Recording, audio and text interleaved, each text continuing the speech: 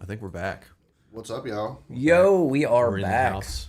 We are. I'm going to share the post and then get right into the reliving of my greatest nightmare. Why? All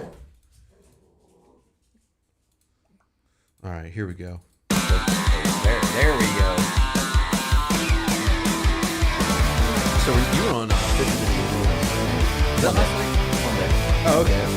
He just posted it yesterday. I asked you guys twice if anybody else wants to.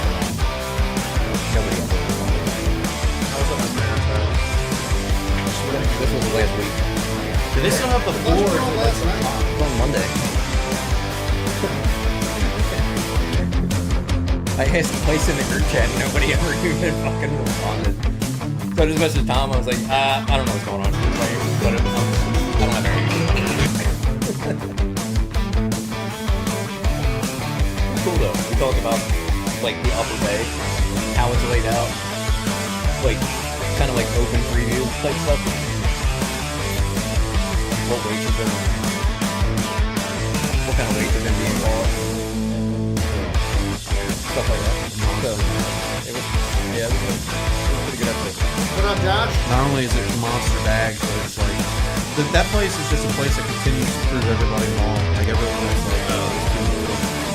We're gonna kill all these fish over the wall. It's like 27 pounds. You know what I mean? It's like, it's fun with Frank today. Honestly, amazing.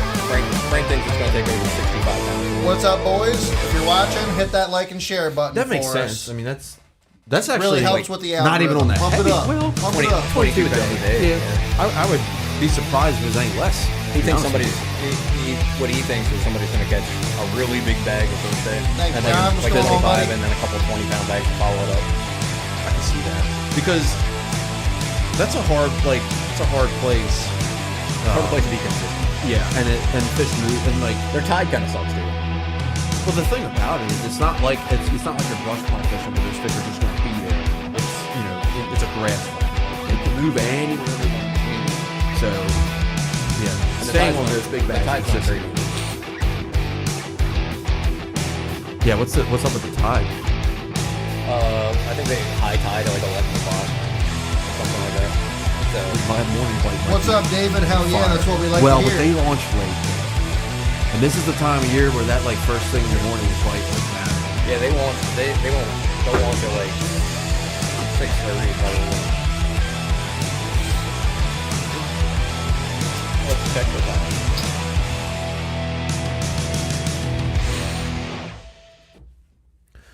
All right, guys. What we got? We're back. Degrees. So this is going to be a fun episode. It's been like a 1 month hiatus of Bass and Beer Radio. Yes, I think it's been about 4 weeks. 8:52, 9:47, and 10:37. is The high tides for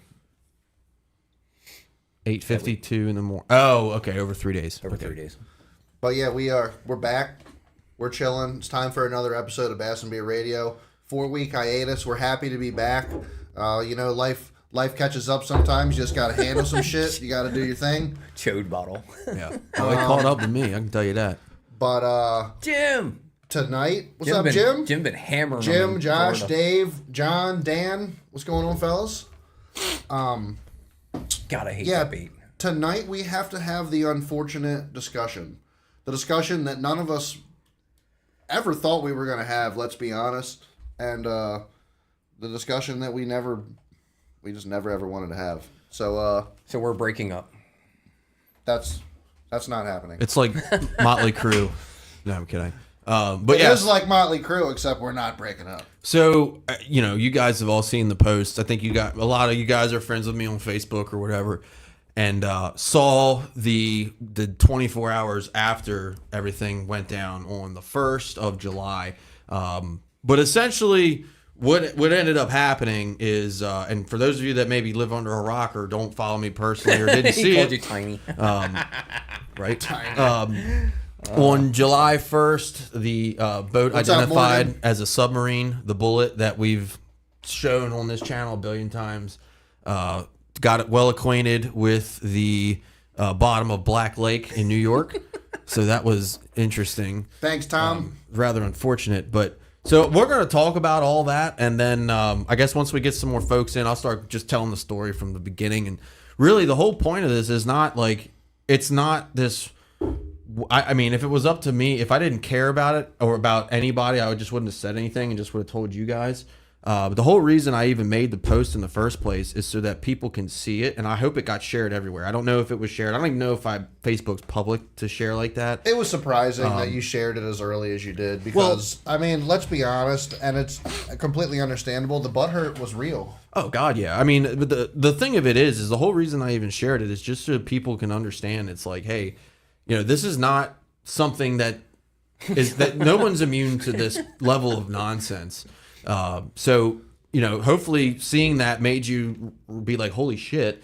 And then hopefully if you're watching this, you can learn a little bit about some of the details that ended up saving my ass. Because I'm very lucky to not be in a situation where I'm financially screwed. And that's because of deliberate planning and the constant what if factor that we deal with. So I guess we'll just get right into it. So go ahead, like and share. We haven't been on for a while, so I understand that some folks may have forgotten about us. That's on us. But go ahead, like and share. We'll get into it. But essentially, I'll walk everyone through the whole thing. I'll try to not be super long-winded because I'm not trying to tell my whole life story here. But essentially, I want to hear your life story. Well, it all started when I was born. But essentially, so me and my buddies, guys I graduated from VMI with, we go to Black Lake, New York every year, pretty religiously. They go every year. I go when I can go.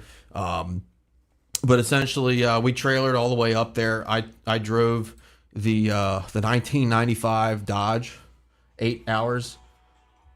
8 hours up to New York. We'll get more into that later. So that was kind of neat. But we drove all the way up there, no problems. We get there on Sunday. Monday morning, launch the boat, go fishing all day, have a great time catching a bunch of fish. Go back to the dock, tie the boat up, put the poles down, go hang out with the guys, have some beers. It's that type of trip. What's up, Tyler? Thanks for joining, buddy. We're having a good time, drinking some beers or whatever. Next morning, get up in the morning, slept in a little bit. Probably get up at like 8, 9 o'clock. Go down to the boat, hanging out. Me and one other guy were just sitting on the boat bullshitting. Just tying up some fishing rods. John says that Ram is a thing of beauty. Oh, it's something.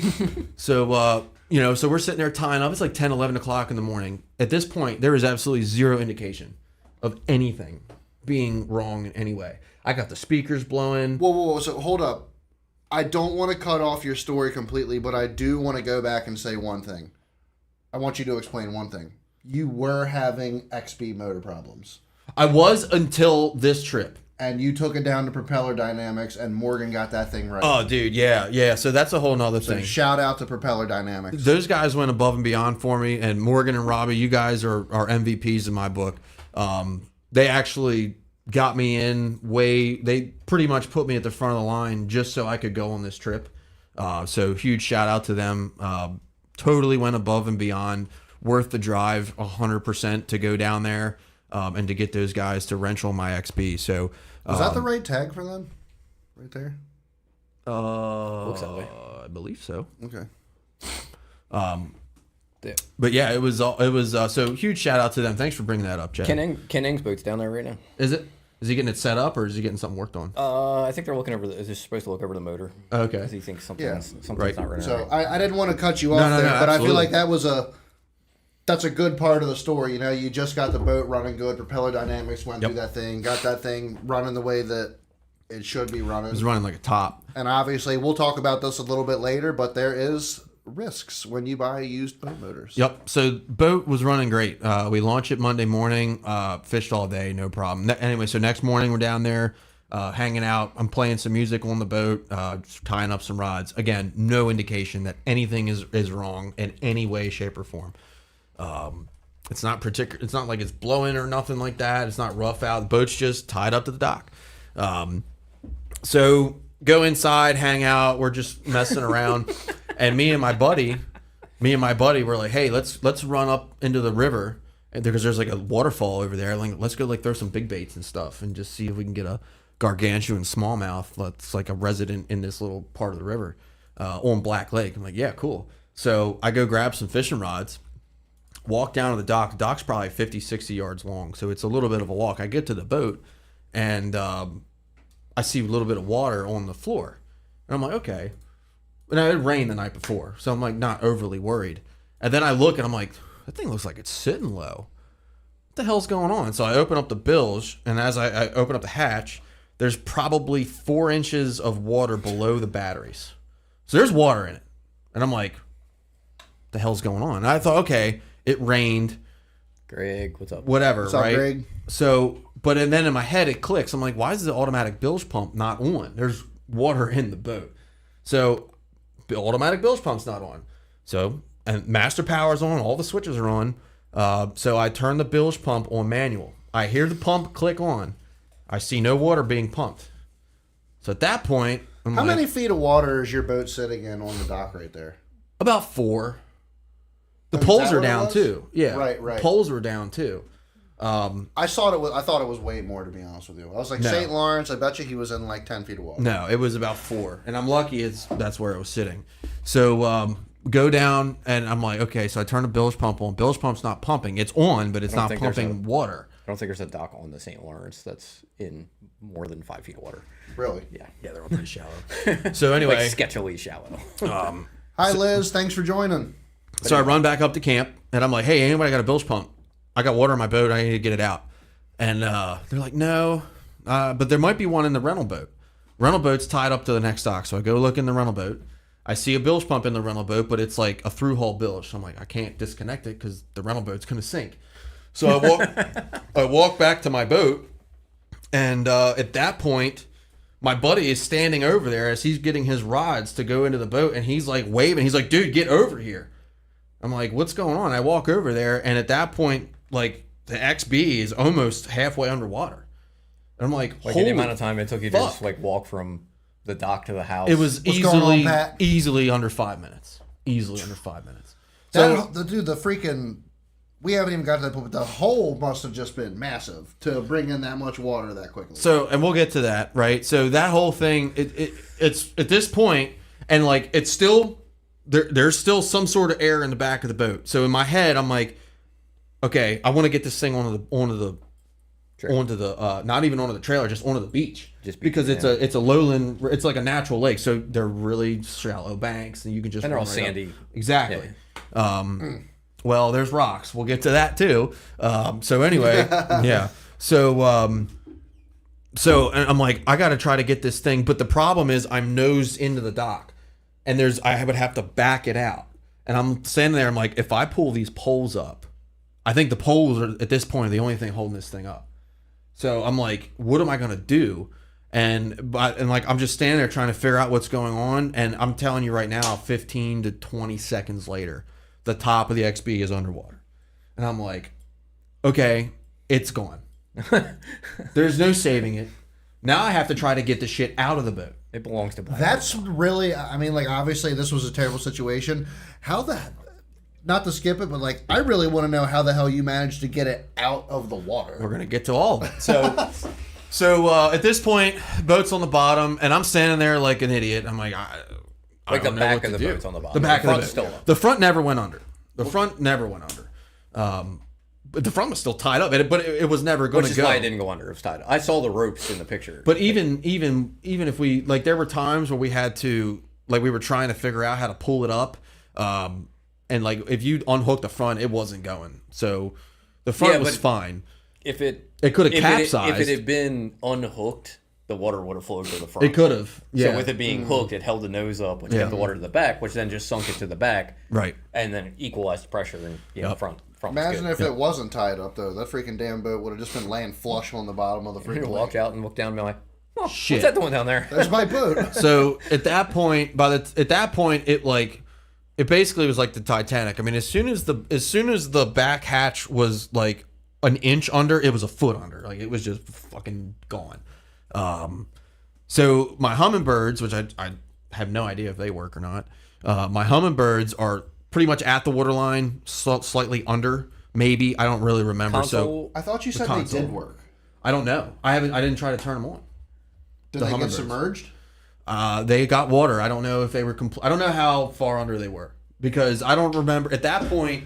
Johnny B, real quick shout out to my buddy John Braun. He just got married in Montana, I believe, yesterday. Nice.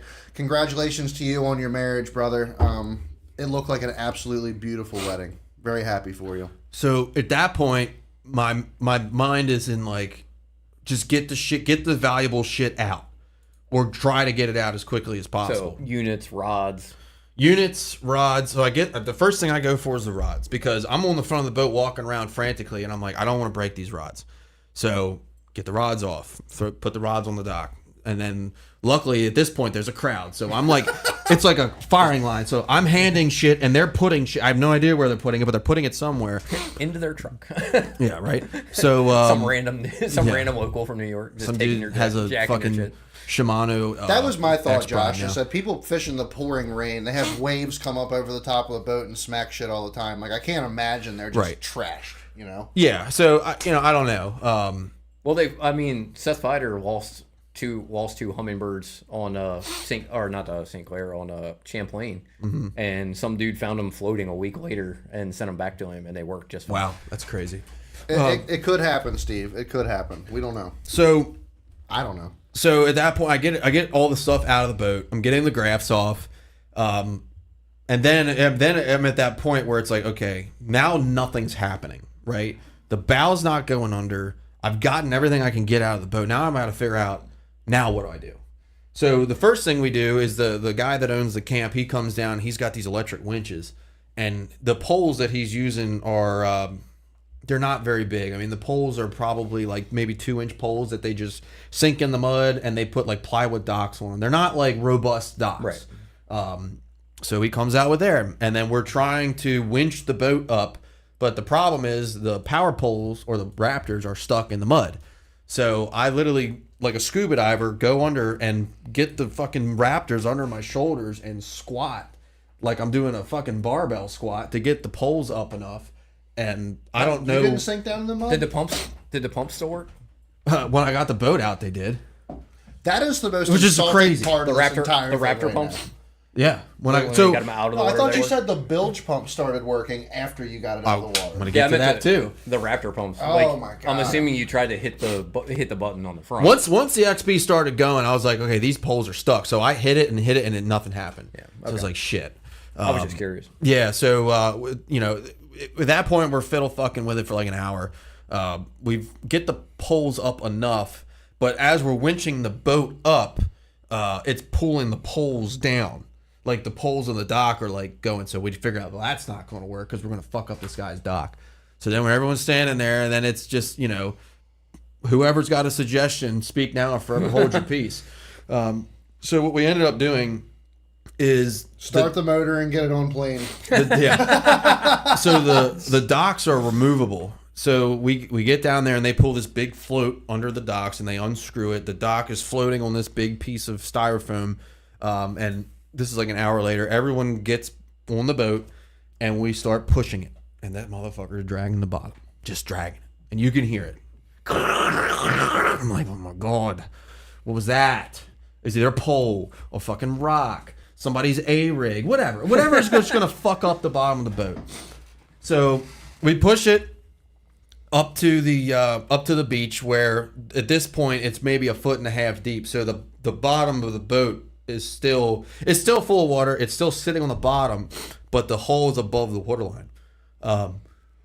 Excuse me.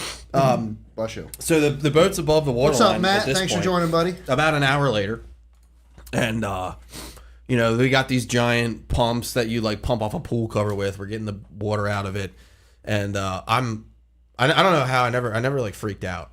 Like, still haven't freaked out. I just got pissed, but I didn't like freak out and throw shit. Probably would have felt better. But so I'm screwing with everything, and I just happened.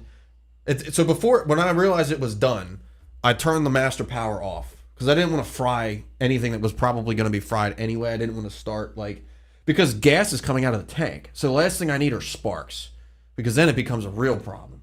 So I turned the master power off. What was gas coming out of the tank? Because the tank was completely submerged. And I I don't know if it was gas or if it was like residual oil. I mean, it in could have the been bilge. coming out of the motor, going up in the exhaust. It could have been coming out of like the overflow, I was gonna like the say, vent tube or something. I mean, who knows? But either there was a slick on the water. True. So there's a slick on the water, so I'm like, shit. So, whatever. At this point where the boat is on the bottom, but it's above the waterline, I flip the master power on for whatever reason, turn the bilge pump on, starts pumping. I'm That's like, a kick in the nuts. you motherfucker. There's not now, insignificant, maybe. Chris says a fire probably would have been easier to deal with for insurance. Get the water out. And now some guy who works at the camp backs down with a Kubota tractor. I'm going to send you these on Facebook, some of these videos, because they're hilarious. And it's not like a little hill. Like, it's a steep hill. So he gets my trailer, backs it down this hill, and the Kubota tractor has got to be in like almost half width of the tire with water to get the trailer in enough to load it. So now we're pushing the motherfucker. We had to push it about 50 yards from where it sunk to the thing, hit everything under the water, everything. I bet you that thing was a pain in the ass to move. Well, we had about 10. We had about freaking 10 heavy. guys on it, so it wasn't. It was Did doable. you just have a bunch of randoms from the area come help? Well, there's like 15 guys that were up there in our group, and then there was everyone that was in the adjacent cabins at that point had come to watch the show. So there was definitely that one guy that videotaped the whole thing. Oh, as soon as it started, I was like, the only thing I yelled on the dock was, "If you're watching, record," because it makes sense. Because who the fuck would believe that? Right. You know what I mean? So like, I wanted to have everything documented, recorded, everything, which we did, and that's. I mean, the insurance agent has probably got more pictures of a sunk boat than he's ever dealt with in his life. But anyway, so we get it on the trailer, we get it out, and we push it up the hill. We had to push it because the tractor wasn't strong enough, so it was 15 guys pushing the boat and the tractor pulling it, get it into the parking lot. And at that point, that's when it like sets in that I'm just like sitting there and I'm like, what the fuck just happened? Right. Like, what the fuck just happened? You know what I mean? And then it's like, okay, well then now what do you do? So all I could think to do at the time was take everything that was still in the boat out of the boat, put it on the front deck, and start taking pictures.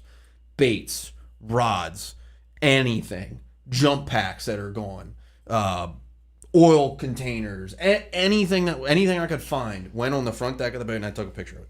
It's like, here you go. Got to make sure everything's good. Document everything. Andy, what's going on? Andy, what's up, buddy? Hey. Andy, I hope you didn't miss the whole story. We're talking about Tony's sunk boat. Yeah, and Andy, did you see the picture of the sunken bullet on the Bass and Beer page? so This is unfortunate. we get it out. At that point, that's when like reality hits, and that's when it's like, I need a bottle of something. I don't care if it's rubbing alcohol. Just give me something. I remember that text message. I'm gonna go drown a bottle. I did. So I did that. Took the pictures. I just hung out with the guys. I wasn't going to sit there and be a sour ass or nothing. We had as good of a time as I could have. All the guys, anyone that was on that trip and that was helping, really appreciate you guys that helped. You couldn't have done it without you to get everything out and to make the best of a shitty situation. So go to bed. Next morning, 8 o'clock, as soon as the insurance agency opens, I call them. I'm like, hey, here's what happened. Like, I hung up the phone within 10 minutes. John calls me. John from JCS Marine. He's like, all right, what happened? I'm like, tell him what happened. He's like, are you bringing it here? I said, that's the plan. He's like, let me know when you're going to get it. I'll be here when you're here. Deal with insurance. I know you're going to be calling them. Just let me know. Yeah. Like, okay. Because at that point, we still didn't know what happened. We had no idea why it had occurred. So I call insurance. Within 10 minutes of the initial phone call, insurance agent calls me, and he's like, all right, let's get some more information. I give him all the information, and like, this guy's like, look, man, you have really good coverage. Like, don't worry about it. I'm like, what do you mean? He's like, you have every option that we carry. Like, you're fine financially. Like, it sucks. Like, don't over-insured everything. Yes. He's like, don't. He's like, that's the point. So here's part of the lesson right now. Part of the point we're trying to make here. The point we're trying to make right now. And I'll get to that at the end, because I want to keep my thoughts organized. But real quick, while we do have a bunch of people watching, give us a very, very, because we have new people join, Give us a very, very quick overview of what you just said. Yep. So boat went down. Boat went Drug down it across the bottom. Drug it across the bottom. Don't know why it went down. All I know is at that point is my Bilge dream pump boat failed and did not work. auto bilge pump had kicked on when I turned it on manual. Didn't pump any water until the boat was out of the water. Then I wanted to pump. Great. Effective. Awesome. Right. Super effective. So at that point, Headshot. I asked the insurance adjuster, and I'm like, hey, like, when does this thing have to get to a shop? And he's like, where are you going to take it? I told him. He's like, okay, you're about 7 hours away. I said, yep. He's like, get it there today. Get the motor pickled. I'm like, okay. So I called John. I said, hey, I'm going to get there as soon as I can. At that point, it's like 10 o'clock. So I go pack all my shit up. Unfortunately, have to cut the trip short, which at that point, it was pretty much soured anyway. Which sucks because it's a ton of fun. It's a very fun week up there. Drive the boat, pack everything up, drive the boat to JCS Marine. I get there around 7 o'clock, and the whole crew's there. John, Adam, Russ, they're all there waiting, right? I get the boat hooked up. I move the truck. And as soon as I move the truck, I get out of the truck and the boat's in the shop. They got the cowling off. They got the spark plugs out. The first thing he asked is like, did you try to start it? I'm like, nope, because I know better. Don't try to start it. Oh yeah. So with all the plugs out, he jumps the starter with a jump pack, and we like sprayed the entire wall of the shop with fucking water. Ugh. Like, it was just incredible how much water was in this thing. So we get the water out, fill it with oil, which is basically pickle it, because you don't want corrosion. No. Any sort of corrosion, you're rebuilding the motor, right? So we get that taken care of. At that point, there's really nothing else to do until insurance happens. So we're getting to that, Joe. Or at least figuring out what happened. Right. So we're sitting there, and John, in his true nature, offers me to hang out at his place for the night. It's like 7:30, and I'm like, look, man, I'm just going to drive. I'm just going to go home, and while I still got energy and whatever, so I drive home. The MVP of this trip is my 30-year-old diesel truck, the 1995 rusted ass 12 valve that did about a total. I can't even believe you have the balls to drive that thing as far as you do. Well, there was no choice. There was no choice. You could rent a truck. Well, then what do I got to do? But at that point, right, if it's going to New York and back's one thing, that's still a lot. But at that point, it's like, okay, now I have to get this thing to the shop. And I took it to JCS because I trust their work, and two, because in this situation, those guys know everything about this boat. They built it. They know everything. Yeah, exactly. So they're going to know what to look for. It only makes sense to. Right. So I'm like, fuck it, I'm driving it over there. So I drive the 12 valve, the 30-year-old vehicle, all the way to Rhode Island. I filled it up before I left. I didn't have to get fuel the whole way there. I filled it up when I left Rhode Island. I got home in like the quarter tank. It was pretty awesome. And then drove another 7 hours home. Oh, so you drove 7 hours and only used 3/4 of a tank. Yep. It's pretty. Towing the boat. So I filled it up in New York. Took I think it's Interstate 90 from New York to Massachusetts to Connecticut to Rhode Island. We screwed around with the motor for an hour. Dude, that 12 valve is going to run until there is no frame left underneath the truck. How'd you like the fuel prices up there? They're actually not that much worse. Surprise! I mean, diesel, it was a little bit more, maybe 20 cents a gallon, which is pretty on par for New York. Gas is like $1.50 more up there. I didn't have a chance to put gas in the boat, so I can't tell you. But anyway, so that whole thing happens. I drive it home. I hit 3 hours worth. Well, no, probably 2 hours worth of traffic in New York City, which made me want to commit crimes. Driving his old rusted out 12 valve for New York City. Yeah, he looks like that hillbilly that everybody in New York doesn't want to see. Yeah, and it's at like fucking 11 o'clock at night. Like, why is there fucking traffic? He's got his MAGA hat on. They're all. What was that? Did you ever see that? Did you ever see the movie? I think it was called Urban Cowboys. Is that the one with Woody Harrelson when they're in the bar? And it's like Kiefer Sutherland and it's like Kiefer Sutherland and somebody. Is that the one where he asked him what kind of steak he likes? He's like, just slap it on the ass and put it on the plate. Yeah, that's hilarious. But anyway, so I'm driving through New York, hitting traffic, which is just the cherry on top. Just fucking so fucking mad. Like, Dude, I felt like I was like one step away from like just going full Sam Hyde on people and just like rolling down the window and just yelling at fucking everything and everyone. But anyway, understandably. So I get through New York, I get home, and then at that point it's just doom scrolling for the next 7 days until Saturday. So this was the second. It happened on a Tuesday. It got to the shop on Wednesday. I don't hear anything until Saturday. So Saturday, I get a phone call from John pretty early in the morning. Sorry, The Cowboy Way. It was Kiefer Sutherland and Woody Harrelson. Oh, okay. Yeah. Great movie. Do us a favor, everybody. If you're watching right now, we have a good viewing going on right now. Hit the like and the share button for us. Let us know that you're watching. Help us get the word out. Yep. Spread Bass and Beer Radio. So, and it rerouted me through New York twice to save. Oh, you can save 20 minutes to reroute. Ended up saving like 30 seconds. 15 minutes. And I almost got fucking lost. Or more with Geico. I usually hit ignore on those. Yeah, it was fucking brutal. Like, no, I wanted to go this way for a reason. Yeah, if I get stuck, I get stuck. It was my fault.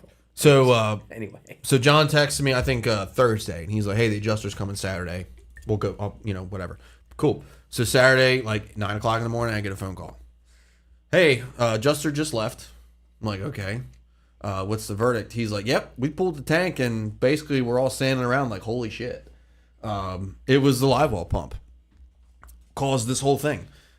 So what had happened, right? If you guys know live well pumps, it's the canister design, right? So it's not the line through design, it's the canister design. So it looks like a little bucket, kind of like that. And it's got a hose coming in this way and a hose going in that way. And the pump goes in, screws in, and locks in.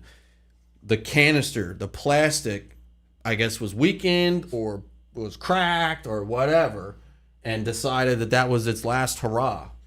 And water just fucking free flowed right in. It was basically like, and the live well flow is actually a bigger hole than your pump, which is fun if you're in my scenario. So that's why everything happened so fast, because it was just a full on onslaught of water. So that's what ended up causing. Side note, I just saw Andrea Zinni just throw a like up there. Andrea, great job last week, man. Her and her husband had the winning 25-pound bag. Cool. The bag. Yeah. Nice. Hell yeah, that's sick.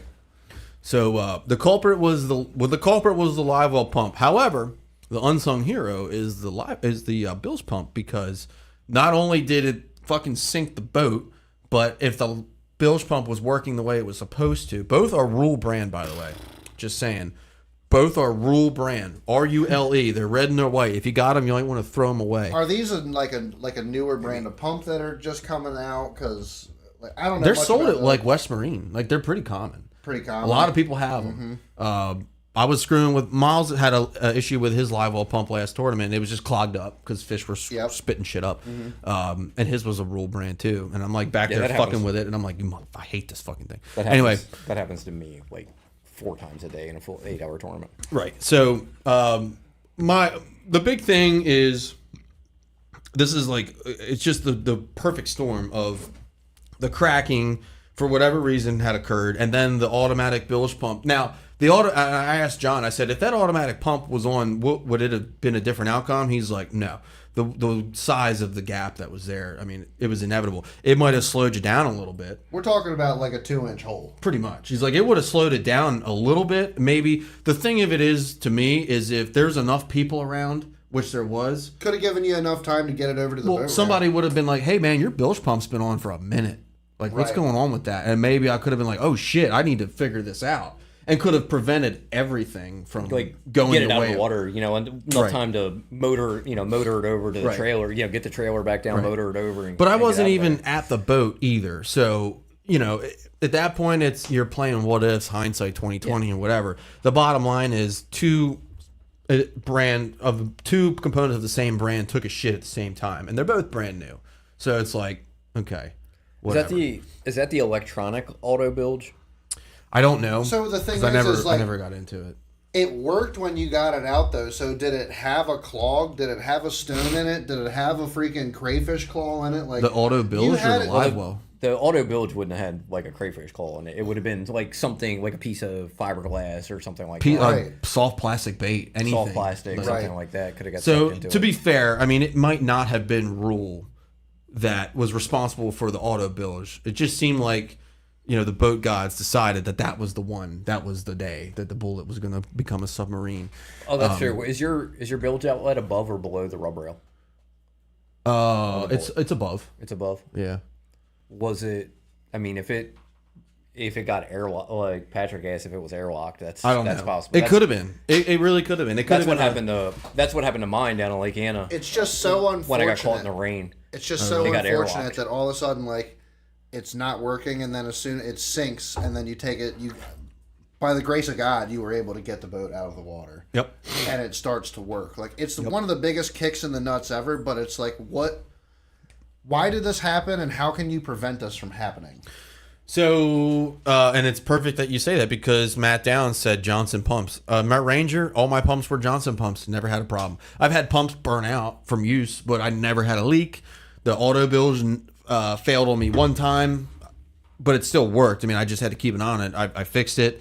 So could have been, but so long story short, it's kind of a long story at this point, but we got everything taken care of. We get it back to the shop. Now we're at the insurance part. So this is like, if you guys are watching this with a notepad, this is when you need to fucking listen, because this is the shit that could save you if this ever happens. It's the whole reason I even care to tell this story. And I just want to say, before I even get into this, I appreciate everyone that reached out in the last couple weeks, because I definitely took a hiatus from like life for a little while and social media, and just like wanted to just relax and just not be a part of anything. So there's a lot of people that reached out and just asked if I was okay and how everything was going, and I appreciate that. Even if I didn't get back to you, I know that I can tell you who reached out, so I appreciate those that did. But anyway, so now we get to the insurance part, right? There are two exponentially important things that I want you to take away from this when it comes to insurance. And the first one is the agreed value policy. It's called AVP for short. The agreed value policy is absolutely pertinent if you have an older boat that you have built or restored or whatever. That is like crucial, right? And the reason why I say that is, if I was to tell my insurance company when I got this thing insured, hey, 2002 21 XDC, they're going to look at it and say, okay, what motor's on it? 250 Pro XB, what year? 2002, okay. We're going to insure it for like 20 grand NADA. Well, if it was that, then I'd be screwed, right? Because you didn't take into account the graphs, you didn't take into account the fiberglass work, you didn't take into account the trolling motor, the rewiring, all the things that have gone into the build of the boat, right? Mm-hmm.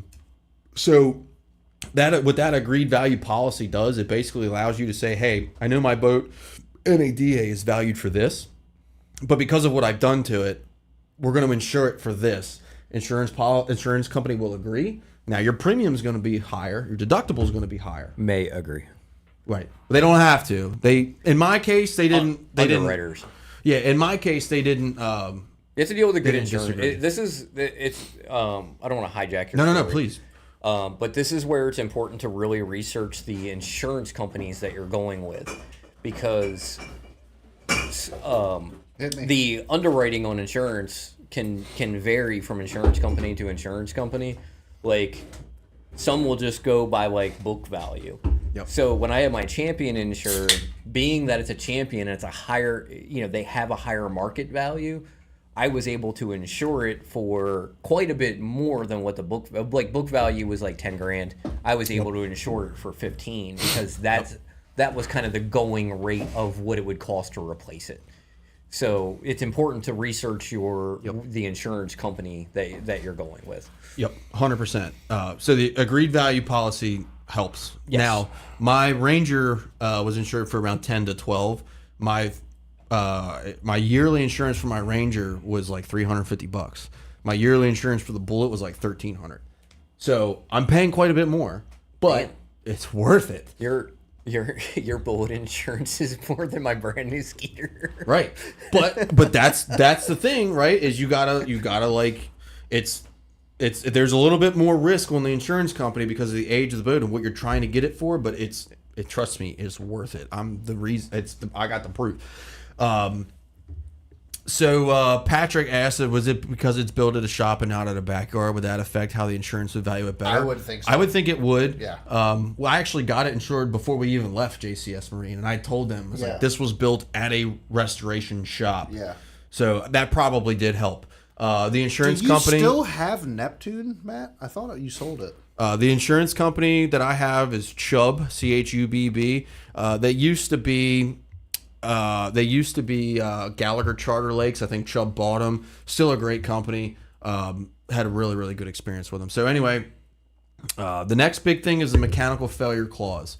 So not all insurance companies have this. Mine does, and as soon as I heard about it, I opted for it. So basically, what a mechanical failure clause means is Jim that says $2. yeah, if you are, let's say you're out on Conowingo and it's a storm, and you're running back to the ramp and your big motor fails for whatever reason, right? A line came off. Something simple, easy. And because of that failure, your boat gets blown up on the bank and is beaten up on the rocks and it's got fiberglass damage or whatever the case. Insurance isn't going to cover the mechanical failure, but they will cover the resulting damage of the failure. So in my case, insurance isn't going to cover the live oil pump canister, but they will cover everything that was damaged, which is everything that matters in this case, as a result of that. So if you get mechanical failure, don't think if you blow a power head, insurance is going to cover it. But if you do blow a power head, and as a result of blowing a power head, you end up in a lightning storm or whatever, or you get hit by another boat because you were dead in the water, insurance will cover that. If you can prove that the mechanical failure led to a subsequent event that caused damage to my boat, that's what the mechanical failure cause. Another thing on that note, like depending on what happens, and this is another reason to research your insurance company. If damage to your motor was caused by an incident, Yep. like my case, I got water in my gas tank, blew my motor up. Right. You got it covered, right? They covered the replacement of the power head. Yep. So you have to, again, it's really important to research your important. And just so Scott knows, that was State Farm that did that. They've been, I can't say that they haven't been, they've been pretty good to me. Yep. So that 2 lower units and a power head. I too have State Farm, but I haven't had to use it. And a letter telling me I need to be a safer driver. Really? Yeah. Nice.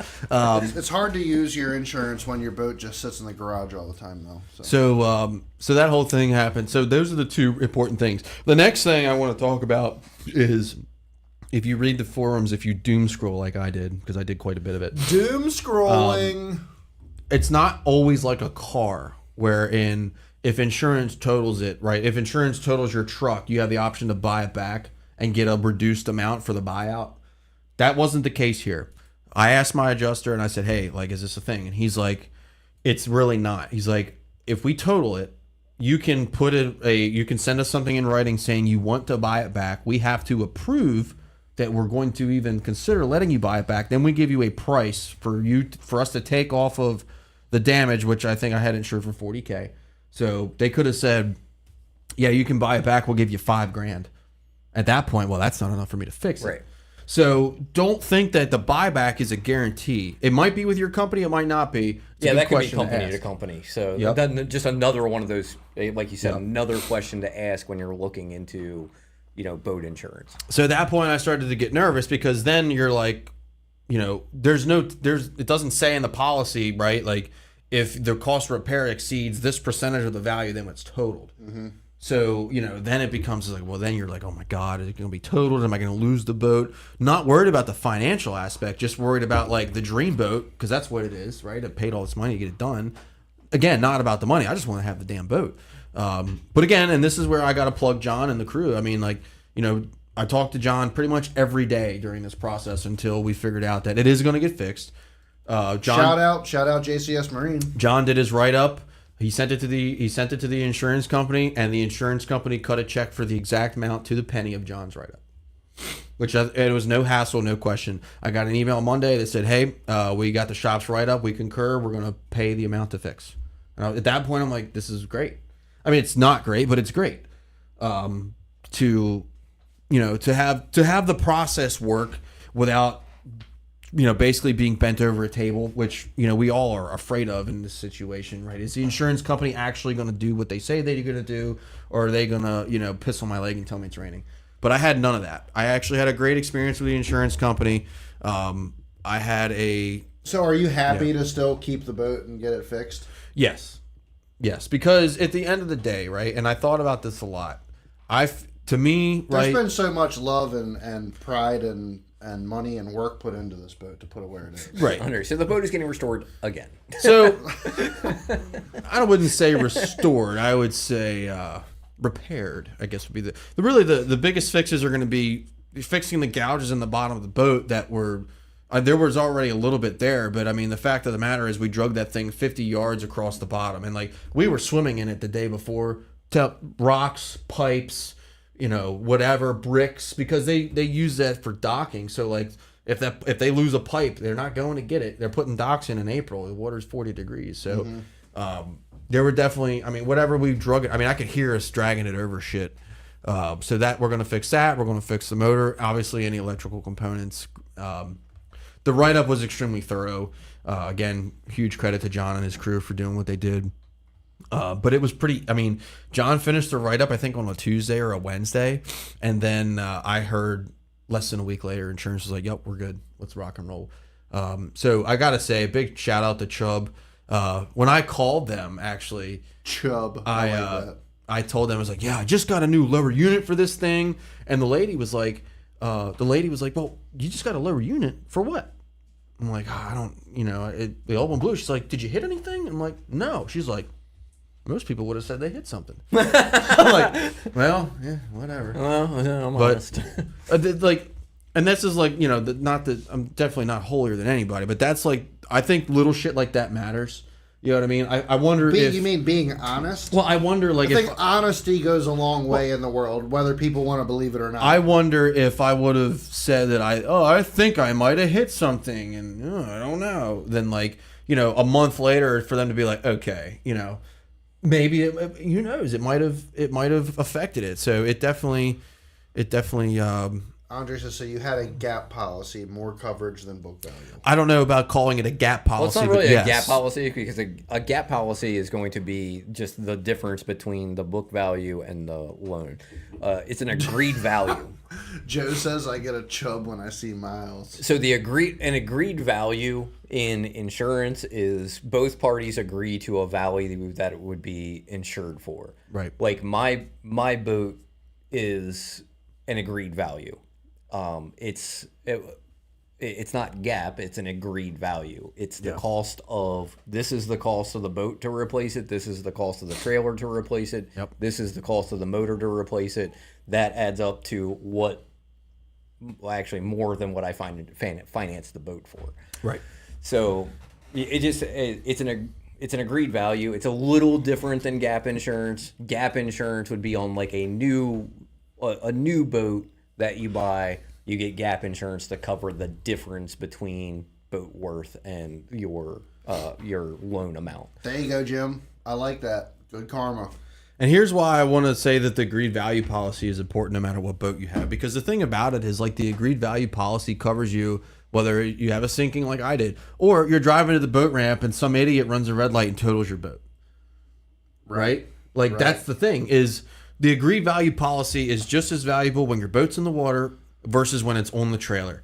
So it's pay. You have to pay a little Jamie? bit for it. Thanks for joining, brother. I Good to see definitely you. pay more insurance than I probably could for my boat, but I'm extremely glad I did because of this exact situation. That's why I got everything, because I put so much time and effort into this thing to the point where, like, I don't care what it costs. I want it to be covered. And I'm glad I did it. Right. Because if it not, I would have been screwed. I mean, dude, honestly, your bullet is, it's one of those, I don't know if you would say it's like classic, but it's pretty classic. What, it's a 2002? It's an 02, yep. It's a 2002 bullet. Whenever I get gap insurance on my wife. It is it's a beautiful boat. It's completely rebuilt. Like, it's completely rebuilt. It's had a lot done to it to have it where it is. And let's be honest, how many 2002 bullets in that shape do you see running down the freaking river anymore? Don't see it. I mean, There's like 2 bullets that I know of that are even in this area. It's mine and that other guy that has a 20XF. Well, and that's like the rarest bullet Tyler. hole ever. Tyler. No, his name's like Is Pablo. that like one I of the think. center console bullets? Like, Wait, No. Tyler's bullet. Who's Tyler? Tyler Crawford. I don't think Team he has a Outcast. boat. Did he He's in sell Team his bullet? Outcast? Yeah. Oh, I didn't know that. Yeah. That's cool. I don't think he has a boat though. I think he's a rider. He definitely owns a bullet. Oh. I don't know. I could be wrong. Got a 250 Pro XS on it. The guy that I know that's got one, I actually bought my prop from him. He's got a 20XF. That thing is badass. Speaking of props, make sure you remind me to give you Kevin's prop. Kevin was just reminding me to do that. Yeah. Oh, and Jim, it didn't sink. It became a submarine. That's how I'm going to put it. Because if I don't give it to you, I'm going to sell it. Kevin said the other day he's selling some of his props. I was like, I'll sell your prop.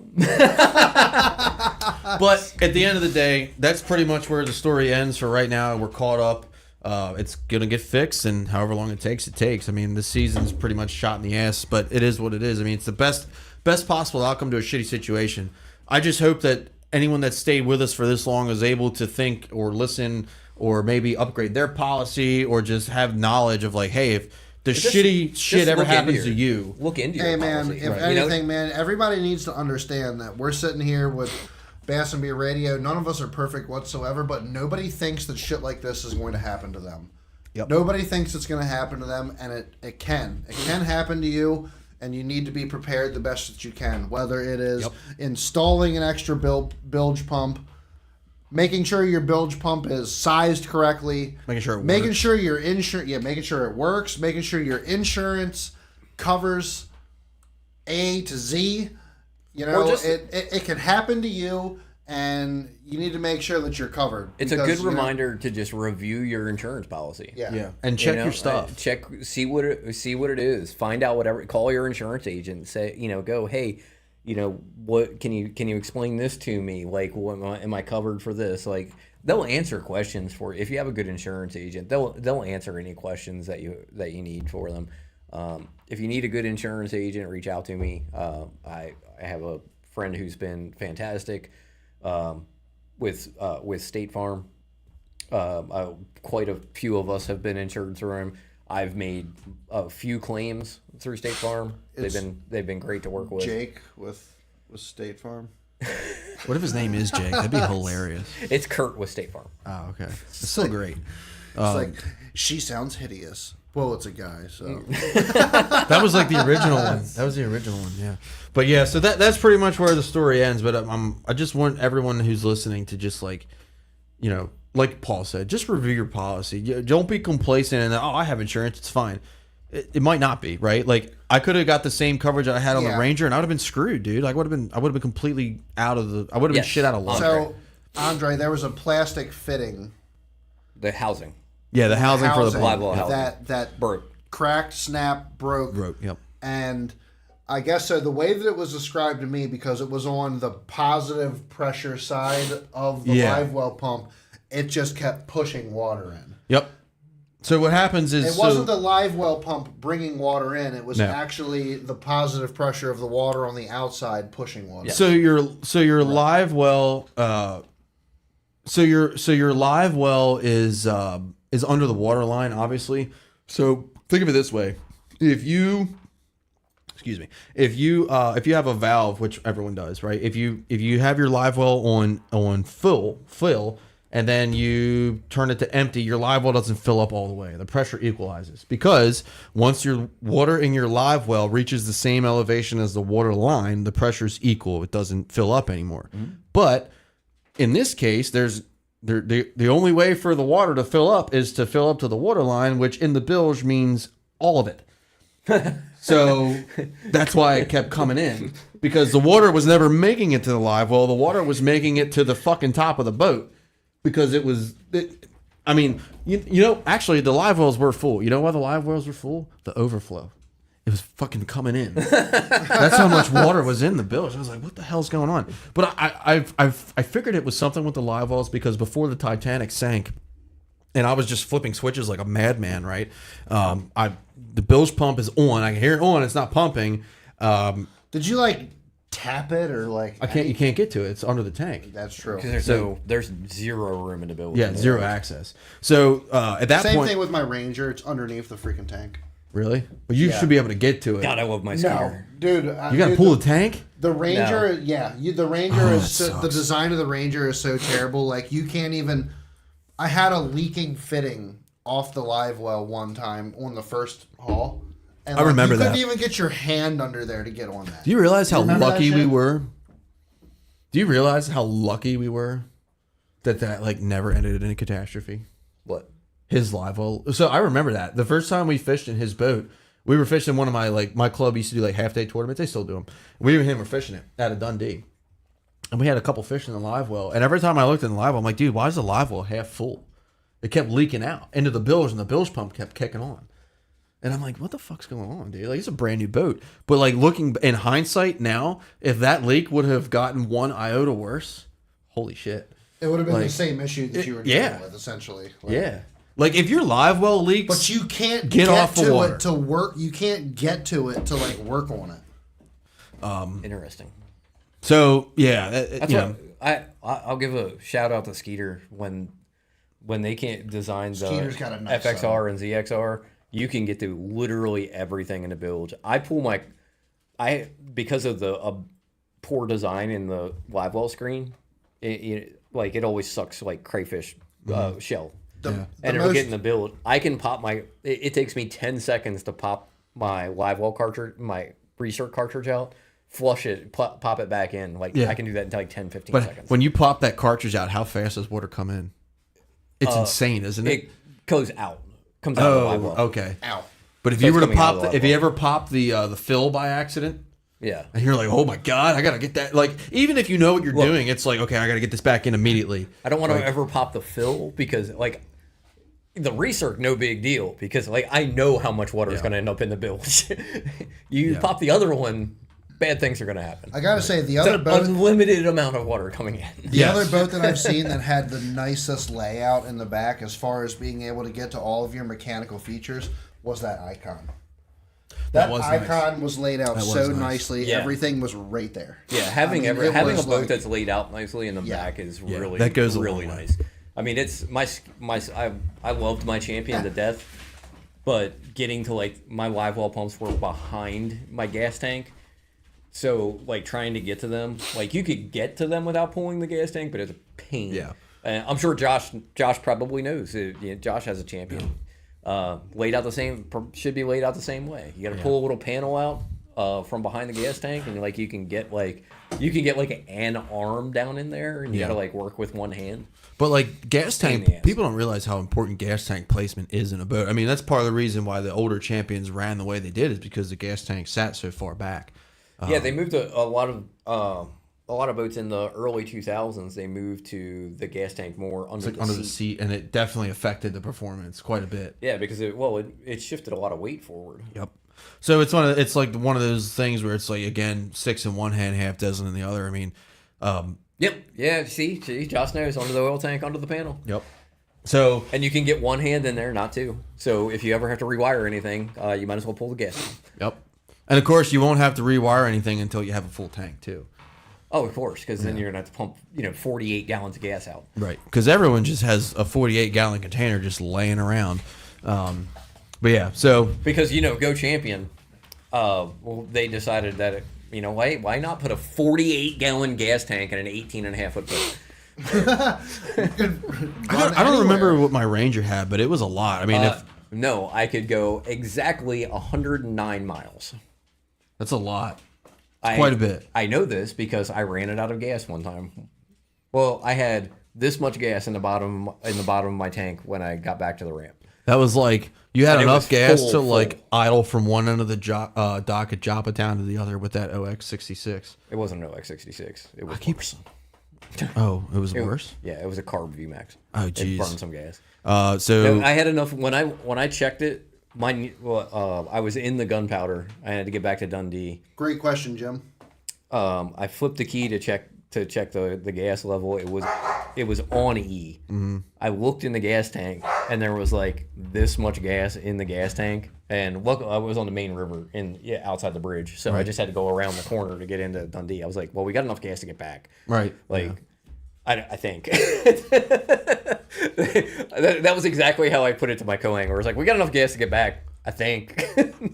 And when I got to the dock in Dundee, there was like I could see like this much gas in the gas tank. Yeah.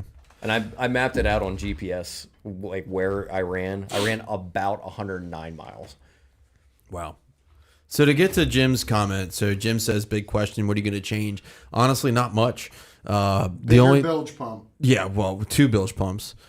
2 massive bilge pumps. The biggest bilge pumps. I've seen them. They're terrific. We don't get them from China. No, we get them from here. Well, Scott, I mean, no tariffs on bilge pumps. To be fair, the average... The Epstein list doesn't exist. Don't worry about it. Just Shit forget pisses about me it. off. The Shit average pisses me age, off. you want to call millennials, but the average age of a boat owner these days is like 55 years old, so that's not really millennials.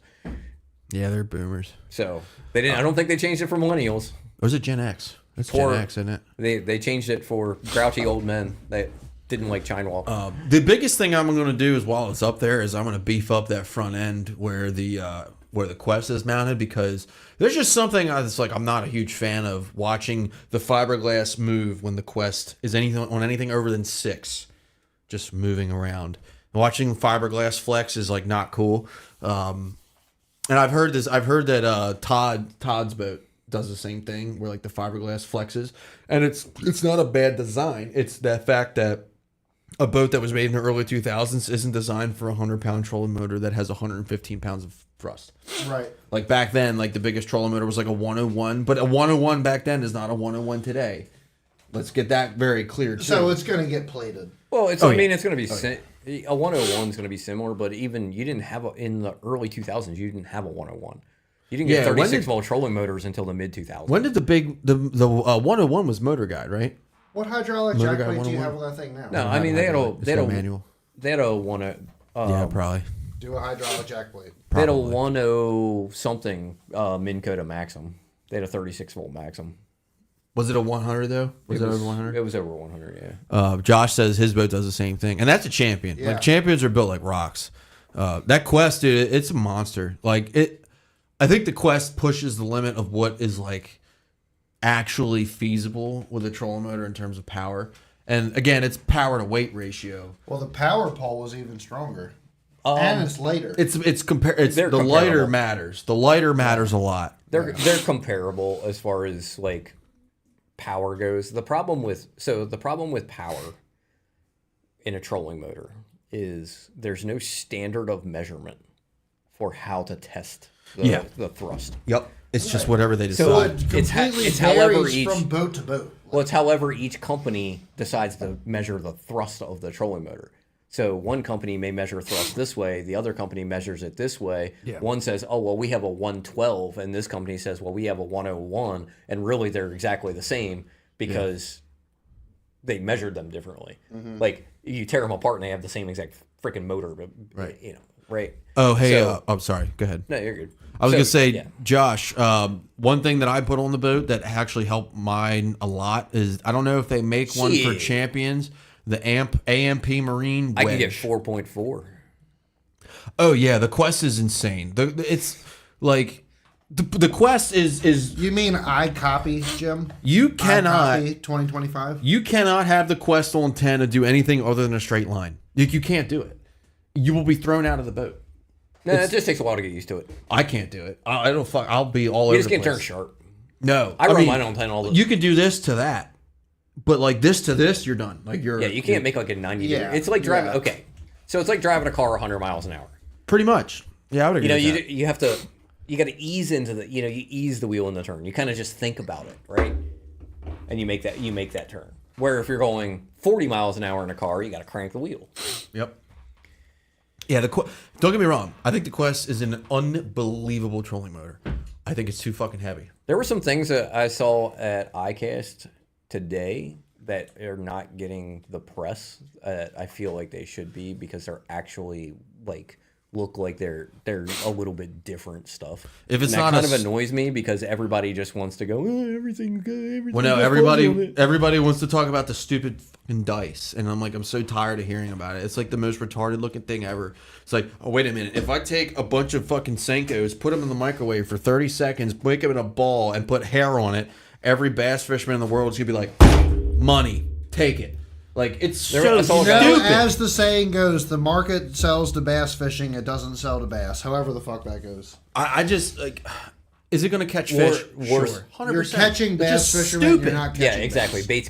Baits catch fishermen, not fish. Baits catch fishermen, they don't catch bass. What are you You imitating could with still that? throw the same damn Senko you've been throwing the whole time. It's going to work the same way that any of the new shit's going to Well, just look at spinner baits, right? So the chatterbait comes out, 15, 20 years ago, the chatterbait comes out. Everybody stops throwing spinner baits, right? Still like catching everybody's still throwing, chatterbait. There's noticeable differences in the bait. No, but people stopped throwing chatterbait. Or, I'm sorry, Stop throwing spinner baits, yeah. Right?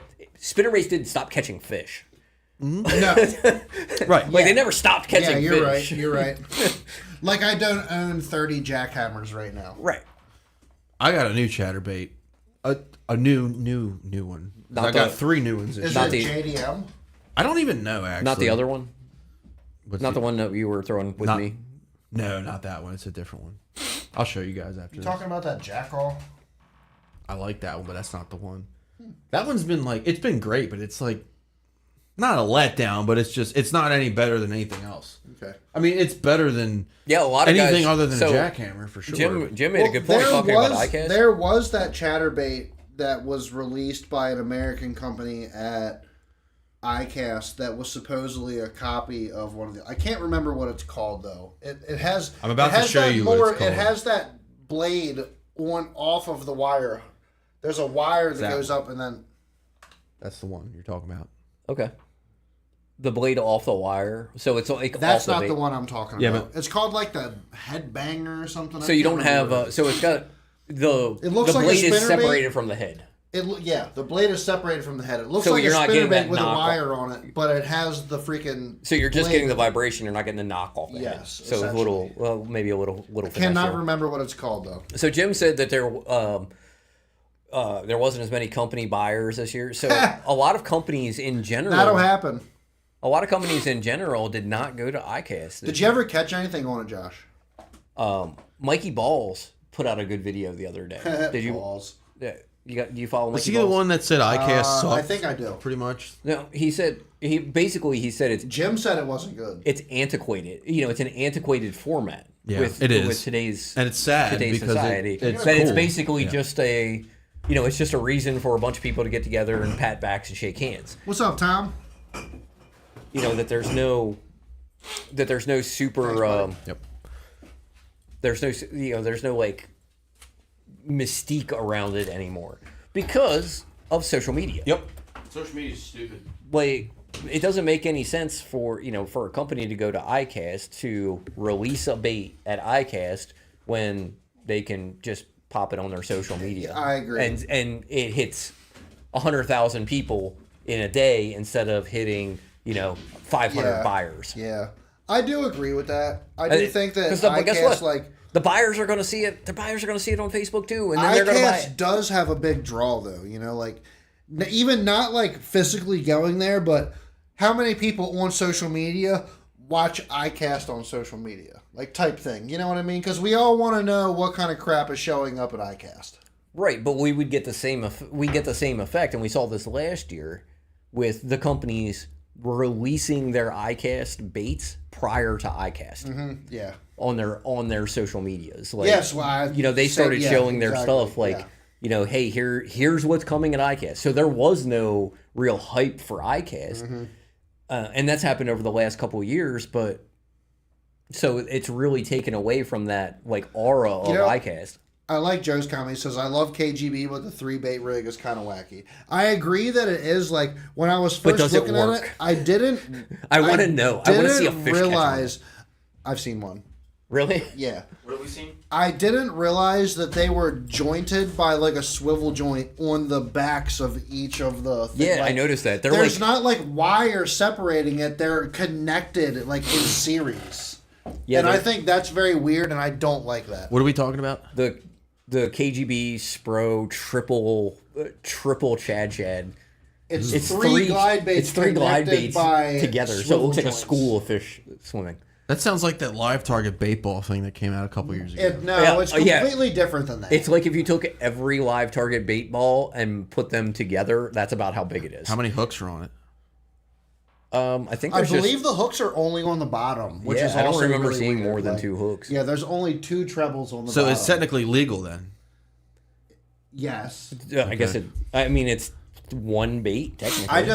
I looked at it and I was like, nah, man. I was like, I'm a huge glide bait person, and I've always thought that the idea of them coming up with a rig that has 2 or 3 glide baits working together is a great idea. But Spro and KGB did that, and I was like, that is just not what I had imagined. Right. I was like, it's not what I was thinking. Yeah, Kevin is a cool dude. Hey, He said good luck, buddy. Have fun. We're gonna miss you tomorrow for the UFC fights. Jim says it has 3 hooks. Okay, so it should be legal then. But then again, the tandem buzz bait's not legal, so who knows? I think he's a good dude. I have nothing against KGB whatsoever. I just think the design. Well, yeah, It's strange. everything has every company's got wacky baits that you look at and go like, what the WTF, mate? Yeah. Like, what is it? You know, what the heck is this? Like, you see that from Strike King, so Yamamoto. not to mention, you see the Strike King now is Sixth paired Sense. with Tater Hog. Yeah. So they're creating Tater Hog is paired with Strike King now. So- but who originally paired with a big bait maker first? KGB paired with Spro. Yeah. So Now other bait makers are following suit. I feel like the echo chamber that we What I see think is every day cool- in social media is happening with baits and fishing. I'm going to explain that in just a second. So, Miles, hell yeah, that KGB little guy is sick.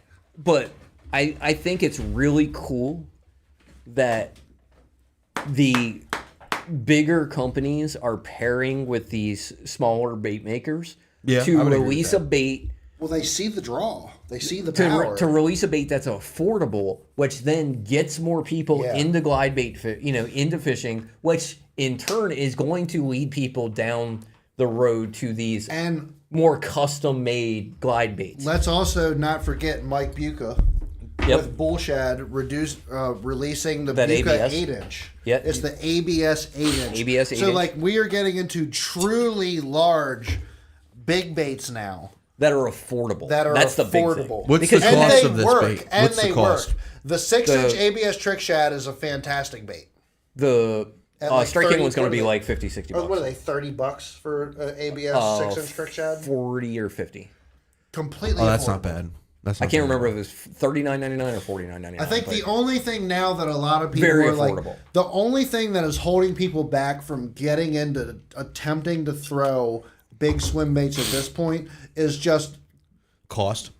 no, it's not Well, cost up until because there's recently. cost-effective baits that work now. Well, no, it's just it's it's buying a confidence. rod and a reel and line that spending $300 on a fishing setup so that you can throw a bait that you have zero confidence in. Let me ask this question. Because you know need what I'm for a lot of that stuff, you do need a specific. You do. Do you need a top And end rod for everybody- that though? No, No. That's what I'm saying. But Like, everybody says I'll tell you, like, I throw glide baits on a St. Croix Bass X swim bait rod. well, you can yeah, see it. but you're throwing it on a swim bait rod. So many people are like, "Well, I just want to throw it on this jig rod that I have." No. I'm like, Right. You can get away with that with certain things, but You when get away you with want to like get a into a truly Flipping stick. larger big bait or something of that nature, first off, like you need a rod that's different. You don't want to be throwing it with an extra fast. You need to be throwing it on a moderate fast swim bait rod that's rated to handle these baits. Like they're just. It's going to help with the bait action. It's going to help with your connection. It's going to help with it Casting. helps with so many different casting, everything. Yeah, So it definitely it's, helps a lot. Yeah, I my think glide I think bait- people dropping $300 or more to Now, an have al- a swim bait set up for a bait they don't have confidence in if you have an Alabama rig rod, very good rod to throw a swim bait on. to get started. Yes. If you just want to get started, yeah. If That's you don't what- want to well- buy a specific, like an Alabama, if you have a rod for Alabama rig, it will. I mean, you're used to an Alabama rig, like total weight of an Alabama rig, even if you put like 8-ounce heads on it, probably is like heavier. 2.5 ounces. Yeah. Once you have baits on. Oh yeah, totally agree, Jim. Just so many handfuls of years ago, it was whoever had the freaking What I love about F5 customs and what I also love about these lower end good quality cheap quality less expensive glide baits is I don't feel terrible when I snap one off. And it pisses off those douchebag gatekeeping assholes on the swim bait underground. Yeah. Oh my God! You didn't pay $500 for your glide bait. You're not a real swim bait fisherman. You don't throw a $1,200 Hinkle shad. Yeah, that shit drives me crazy, dude. That shit's ridiculous. Okay, what the hell just happened? Wait a minute. I think it's just a Facebook thing because we're still holding viewers on the Streamlabs. Hey, can you guys still see us? Can you still see us? Because something stupid happened on Facebook. If you can still see us, let us know. Can you guys still see us? Tom says, Chad, I got a glide for you. Call 15 on a Tuesday. Guys, can you, please, yes or no, can you still see us on Facebook? Because our Facebook just did weird things, and we want to make sure we're still live. Hey, we're back. All right, we're good. That was extremely weird. Yeah, it told us we were not. Did it again. Oh, look, it's doing it again. Well, it looks like we're still good, so it's probably just your weird Wi-Fi. Yeah, but maybe it's who knows? I don't know. Are you still on Facebook, Paul? I am. And it looks good. I don't get it though, because Let's see. We're only at 6.2% CPU usage. 60. We have 0 drop frame rates. Like it's probably just your stream quality is good. Do me a favor, if you guys can see us on Facebook, we're good. drop a yes, we're good type of thing. Strange. So yeah, there are a lot of good things coming out of this whole glide bait collab things. I think it really opens up that world, and I feel like that's a world that needed to be opened up to. That's a big thing for me. Average person. Big thing for me is like when we first started the show, like a glide bait other than an S waiver or like a handful was like I'm not spending the money on this. Like the cheapest glide bait when we first started the show was like $80. I'm not doing that. I feel like comments are not coming in, and they should be. Like I have to buy Bitcoin to buy fucking swim baits. Like I'm not doing that. I'm like, I mean, literally, I'm looking at it right now. Jim says it froze. What the fuck? It's froze. Whiskey Tango Foxtrot, it's frozen. It's not froze on. Oh, now it's froze. That just happened. Yeah. This has to be a Facebook thing. What about YouTube? Are we going to YouTube, Chad? Yeah. YouTube looks good. We are good to go on YouTube. YouTube looks good. Oh, Tom keeps leaving and rejoining. Apparently that doesn't work. I guess we'll just keep rolling it because we're still holding like 16 viewers, so I think everything's still kind of working. Yeah, no, kind of not. Like we're down to 4 viewers. We're just spinning. What about not on that though? Yeah, but we're down to 4 viewers on Facebook. Oh dear. And we have 6 on YouTube. Let me Thank see. you for watching on YouTube. Let me go to our Facebook real quick. Let's we're gonna. Matt says Facebook's good. YouTube is good. Okay, right. Very very interesting. Facebook is not good on my end. Facebook's stupid. Yeah, eat a dick, Facebook. Oh, now it's back. Maybe Facebook is good. Let's see. Nope. No, it keeps freezing on me. All right, here's what we're gonna do. We're ending stream. What? Matt says YouTube's good. Not anymore. Oh, damn it! It's all good. Technology sucks. Technology does suck. I have no idea what's happening.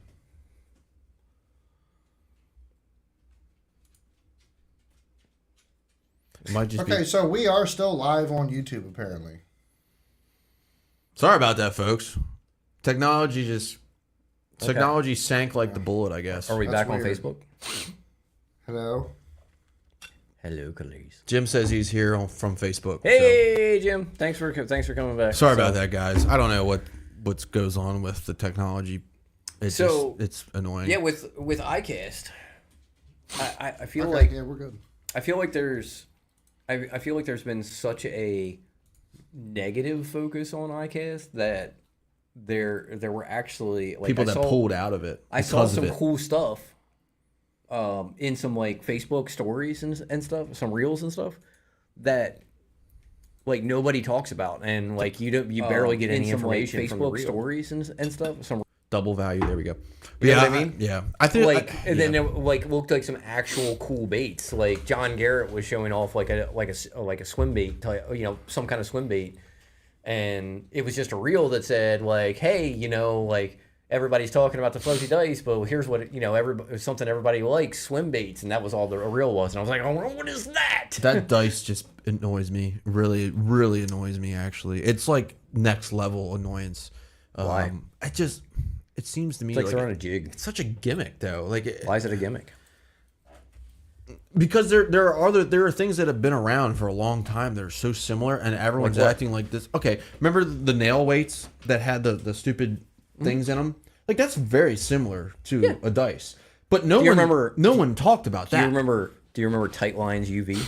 Yeah, it's again very similar to the dice. Had every one of their baits had jig skirts, right?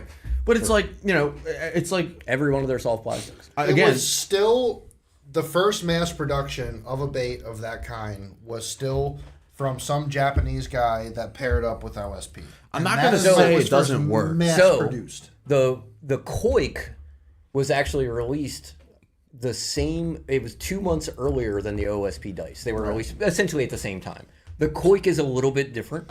The Koik has molded legs, and then the dice has the threaded jig, the threaded jig skirt. Honestly, everybody going to this.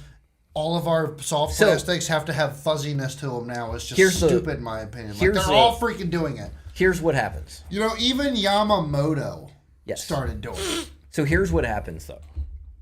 So, hey, thanks for joining, Patrick. We will see you soon. Or here's my theory anyway. So companies, most of their marketing is done by professional anglers. Mm-hmm. Right? Yeah. Angler A wins a tournament on a bait. Or they say they win a tournament on a bait. Say they win. They do. They win a tournament on this bait. Angler B, who has a bait sponsorship, calls him up like, "Hey, I need this." calls his bait company up and says, "Hey, this guy is kicking ass this year, throwing this style bait. We need something like that." Right. Yep. There's a lot of guys that fish professionally that lean towards JDM to give themselves an advantage, and then pair up with American bait companies and then mass produce the bait. I feel like it's chasing a bite though. Like, right, and they're doing it. A lot of them are doing it because of sponsorships and their relationships with the sponsors. Right. Because they're being paid to promote company A's product. But don't you think there's a level of bait inflation that goes with that too? Well, if you're talking about the fuzzy things, there's going to be inflation because it's become a pattern. It's way more. It's way more work to build those. We're going to coin this term. It's become a pattern. Was it last year or 2 years ago that the poop bait thing was like super popular? Like Depps came out. Yeah. With the cover scat, and then Missile Baits had Missile one, Baits and yada started doing it. For decades. Now it's the fuzzy dice thing. We also have giant ripoffs from the Mag Draft was a big one. Well, the Mag Draft was a big one, and then we have Savage Gear? It's another company that ripped off the Depps 250. Just the depth slide swimmer in general. Hardcore. It's like they even said it on one of their online posts. Well, we got this from looking at this depth bait. They said we wanted. Well, if you look at how he explains it, he said we wanted to improve with this design, so we made XYZ changes to their design. So they do make some. It's not an exact ripoff. Right. They changed certain things that they didn't like about the depths. It might be weighted differently, but it's like an exact copy. Right. Like they did change. They changed the mouth.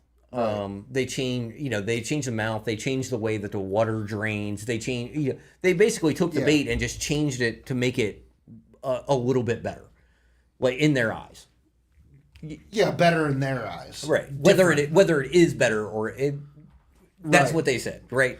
The guy who designed it said we're making it better. We're trying to improve upon I didn't see what the proven- cost of those are going to be. I think they're going to be around $100. So they're going to be comparable to the cost of a depth bait. Yeah.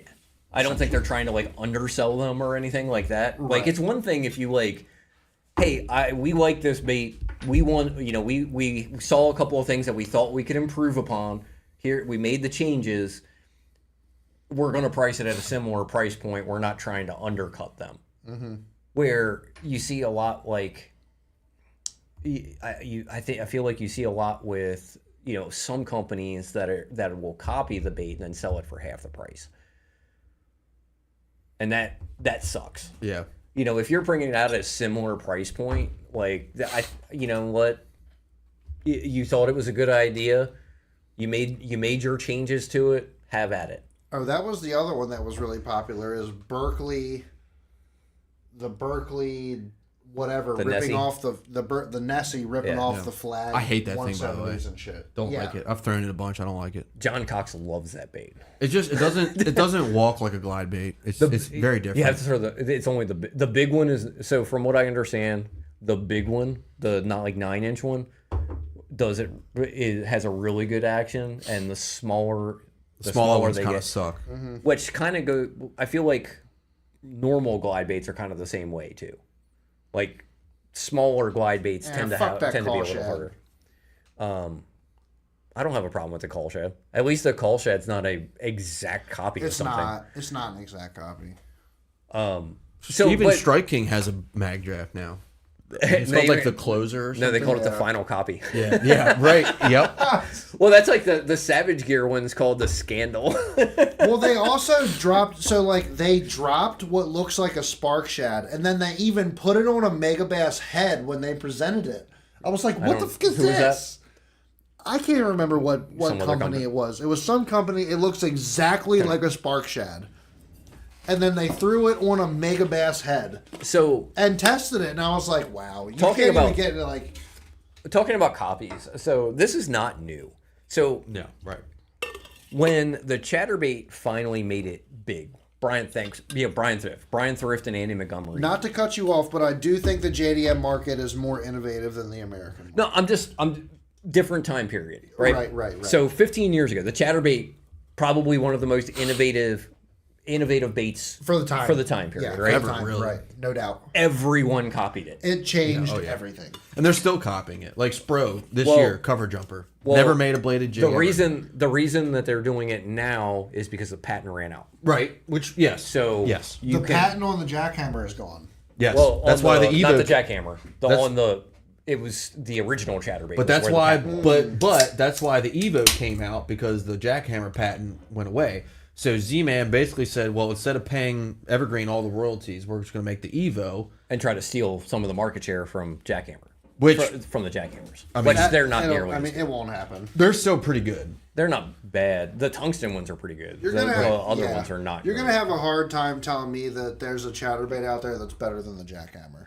Well, I can think of 3. that are just Z-Man as good. literally exact copied it. Yeah. With the Evo. With the Evo, yeah. Yeah, it's like an pretty good. exact jackhammer. And it's copy. I will $5 still cheaper. always buy the jackhammer, and then I will still always buy. I hate to say it because I'm not like a fan of Strike King, but if you don't own a Thunder Cricket, you're also pretty stupid. Right, and Thunder Cricket's badass. Cricket. Yeah, Thunder Crickets are good. There's a lot of chatterbaits out there. Chatterbaits have been around for years. Everybody has their copy of the chatterbait. That's what I'm saying is like this whole copying baits thing is not new. Right. That's how the industry has worked for decades. At least give Somebody credit comes where out- credit is due, like in some situations. But nobody's ever done that. No. I know. Nobody's ever done that. My thing is... this is just status quo. It's just more visible. I now. love watching Ben with the hookup tackles post and how much he hates on all these American companies copying the J. It makes me laugh. Yeah, but we're not going to be And watching if you Ben get on the to a Elite point now- Series next year, apparently. No, No. different Ben. Milliken? No. Ben It's from not the Ben hookup Milliken. tackle. It's I can't remember. What He can still Ben from the he can hookup still tackle. qualify. Yeah, but he's outside looking in. He has to finish in the top 70. If he finishes in the top 70 AOY, he's still in. He might want to stop throwing giant glide baits then. He threw giant glide baits at Fork. He swung for the fences. He had the bites to have a 35-pound plus bag and jumped them off, which happens, Right. Like he got the 5 right bites. He just couldn't put them in the boat. Sucks. But, again, like he's not out there to grind. Right. Like He doesn't even need to do that. Like he's so famous on YouTube, it doesn't even matter. he doesn't need to go out there and grind the tour. Like he can go out there and swing for the fences, and if he has a bad year in AOI, it's just like, whatever. Has anyone checked in on Scott Martin?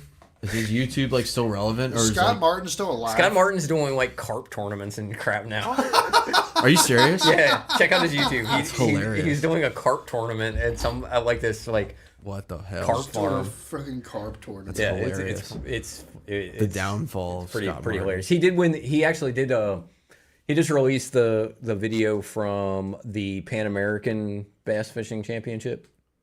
So it's kind of like like Canada to Central Mexico. It was in Mexico on some lake down there. It was not one of the big ones, not one of the ones with the well-known ones, but they freaking whacked them. What's he like? Carp tournaments? Was he out there with like a can of corn and a wrap boat or something? Like that's hilarious. No, it was a bank fishing. God. From these ponds. There was like 3 ponds and something like With like his that. Guggen t-shirt. Like he met up with somebody there and like who like fishes them and fished them. It was like some redneck guy. Nice. Pretty funny. So the Pan American Championship was pretty cool. I've seen some clips from it. Actually, Andrew Upshaw and Matt Pangrack won double gold. So they won the team gold and the individual gold. That's cool. With like almost 70 pounds for 2 days. Wow. Where were they at? Some random lake in Mexico. Oh yeah. Though It wasn't El Salto, was it? no, it wasn't one of the big name ones. It wasn't Bacharach or El Salto. It was somewhere. It began with a C, and it was on farther. Seen Fag Boy in his day at iCast. So, if you watch any of the like Bass, if you look up at like any of the Bass Talk Live Instagram, like there's some videos. Panger catches a 10-pounder at the very end of the day on the second day. Like lands a 10-pounder in this tournament, just goes nuts, right?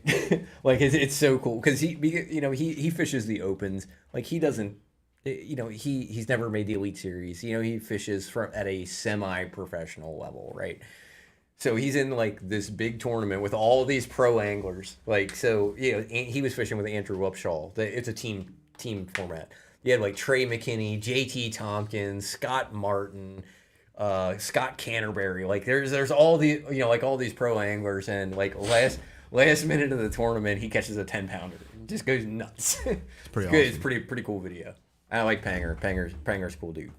There's a different part of the market that there's a different part of the bass fishing industry that I would like to reach out to. What's that? That is, I think could be great for a show, and I don't know if they would respond to us or not.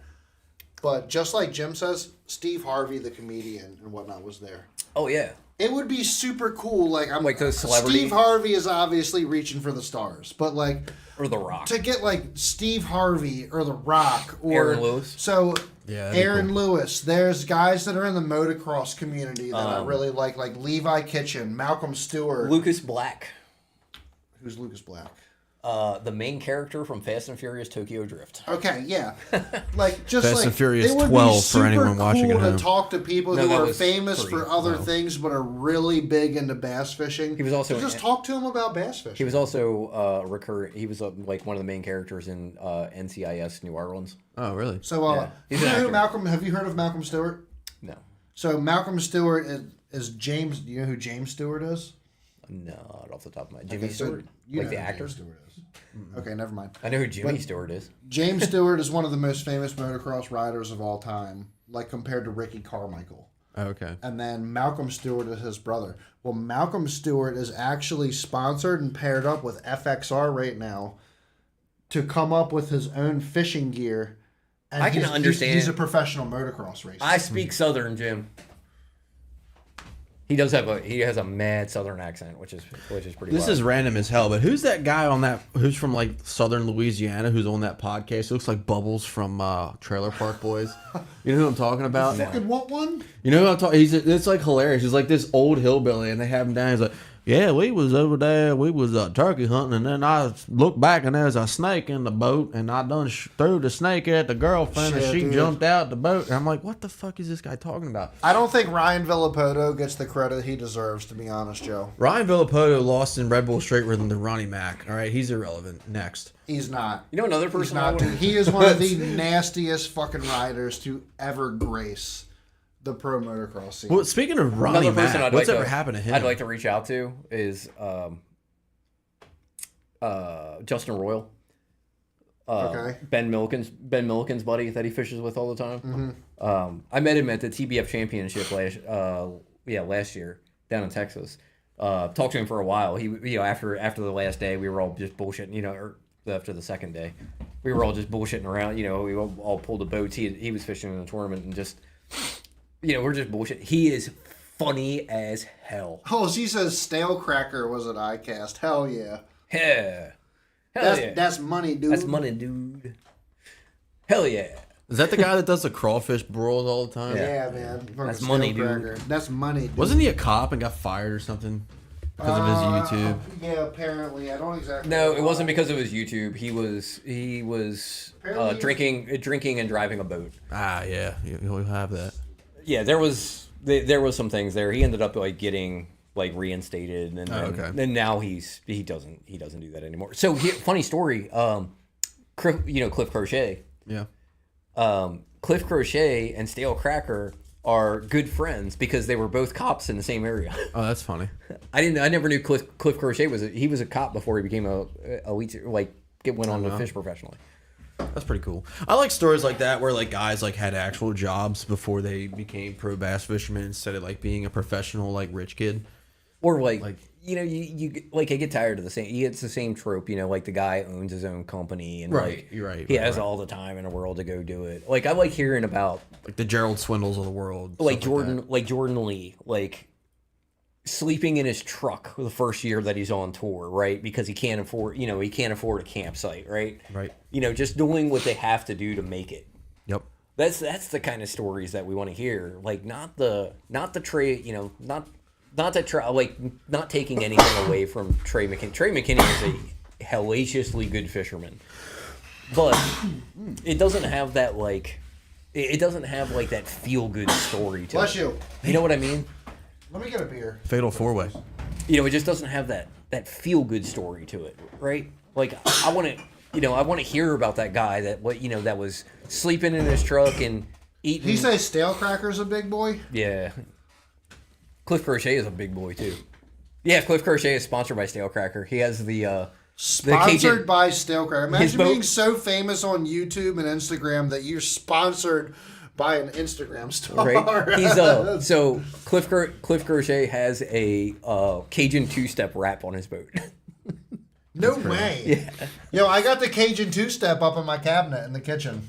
But yeah, I like hearing those. I like hearing those stories. I'm trying to think of who it was. One of the guys who qualified for the elites. He fished an open on the James River, and I agree, Jim. I would like to aim for that. he had all he had in his pocket was enough money for gas to get home, and he's scrounging through his truck for change to get to go to the dollar menu at McDonald's, right? You have a guy that's he's struggling to make it, and he gets that big break. That has that almost that Disney movie type storyline to it, Yeah, right? yeah. Those things are good to hear, and then you have Fishing for dollars. What's up, brother? You have the guys that just have all the time to do it, and they have the support system, and I don't take anything away from them, because it you know what, one of the pro anglers put it best: life's not fair. Yeah. You don't bitch because they had more. They started out with more money than you. Yep. Yeah. That's stupid. It is what it is. You have to do what you have to do to make it. So I'm not taking anything away from those guys, but I just like hearing those like I was down to my last 55 cents. And Well, you know, like I had to cash a check in this tournament, or like it wasn't like I was done fishing forever, and I made it happen. Like, Well, it's like guys like Ken Griffey Jr. in baseball. Like, you should be a Major League Baseball player. right? Like your dad's a Major League Baseball, like you're a good Major League Baseball player. Jackson Holliday, same way, you know. Right. Like his dad was a tremendous baseball player. But Jackson Holiday sucks. Jackson Holliday's actually pretty damn. The Orioles just suck. Yeah, Is he? Jackson Holiday's I pretty don't know decent. anything about it. I just haven't heard like fantastic things. He's pretty damn good this year. Pretty damn good. Yeah. Well, like his dad, you know, Matt Holliday was a tremendous baseball player. Yeah. Like you have that like Wasn't he a lineage. pitcher? No, you're thinking Roy Halladay. That's right. Yep. No, Matt Halladay played. How many people have the second base. last name Holiday? Well, Every day's a holiday. It's Roy Halladay. It's Jackson Halliday. So every day's a HAL, holiday. or vice versa, one of the two. But then you like so in that regard, you have people like Alton Jones Jr., right, who grew up around professional bass anglers. Right. He's been fishing with his dad since he was old enough to walk. Like those types of people are naturally going to be better at fishing than you. I truly believe that there's like a bloodline Right. with shit like that. Well, Which is because like- when like, you it learn just- stuff like that from such a young age, your knowledge retention at a younger age is so. I Learn to feel play like the your- piano when you're it's like- 3 and it's then learn like when with, you're like- 30. I feel like your brain only has so much space, right? You think it's like a hard drive. So as you get older, your brain gets filled up with more and more random shit. Unless right? you're Elon Musk. Maybe. But your brain gets filled up with more and more random shit, right? Yeah. So it makes it harder to learn new things because your brain's so full of other stuff. When you're a kid, you're not thinking about a job. You're not thinking about a family. You're not thinking about all these other things. And like if you You're have just- a passion, you can be focused on that passion. That's why you see like Alton Jones Jr., tremendous angler, Cal Lane, stupidly good angler, Laker Howe, Yeah. insane. Like all these guys are just insane anglers. It takes work. Scott no Martin's matter daughter. what. Scott Martin's daughter is What's up, Larry? is good enough. Is a very very good angler. It takes work to get to these points, though. Like no Oh, matter for sure. what, no matter Yeah. who you're born from, what your bloodline is, it just goes. And the same thing with like the professional motocross community, man. Like you have guys like Chad Reed, like Brian Deegan right now. Like Brian Deegan, everybody knows who Brian Deegan is. And then Brian Deegan's son, Hayden Deegan, is like the fastest 250 rider. Will probably dust most of the 450 riders, but he's got the Brian Deegan blood. But the work that they put in to have the talent that they have, Yeah. Oh, for sure. know what I You got to mean? put in the work, and there's always outliers. even with fishing, I don't care if you just have. I don't care if you have the financial advantage over other people. There is still gotta have work the that passion. has to be done, and you have to chase the passion in order to understand what is going on to be that good of a fisherman Now, or that good of a motocross racer. There's always outliers. Yeah. So the example is John Daly in golf. John Daly. John Daly in golf didn't Man like- would show up with a half-empty bottle of vodka and then freaking smoke it. exactly. Like he told a story about like he played with Tiger Woods. He got paired with Tiger Woods the following day, but like the night after the first day, Tiger Woods, him and some buddies are sitting around drinking in the clubhouse. Tiger Woods comes in. He's like, "Come on over and have a drink with us." He's like, "No." He's like, "I'm gonna go hit some balls." He said a couple hours later, Tiger Woods comes back into the clubhouse. I'm like, "Come on over and have a drink with us." He's like, No. He's like, I'm gonna hit the gym.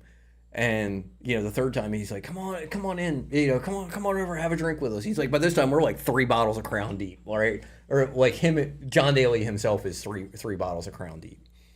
And like, sure enough, he gets paired with Tiger the next day.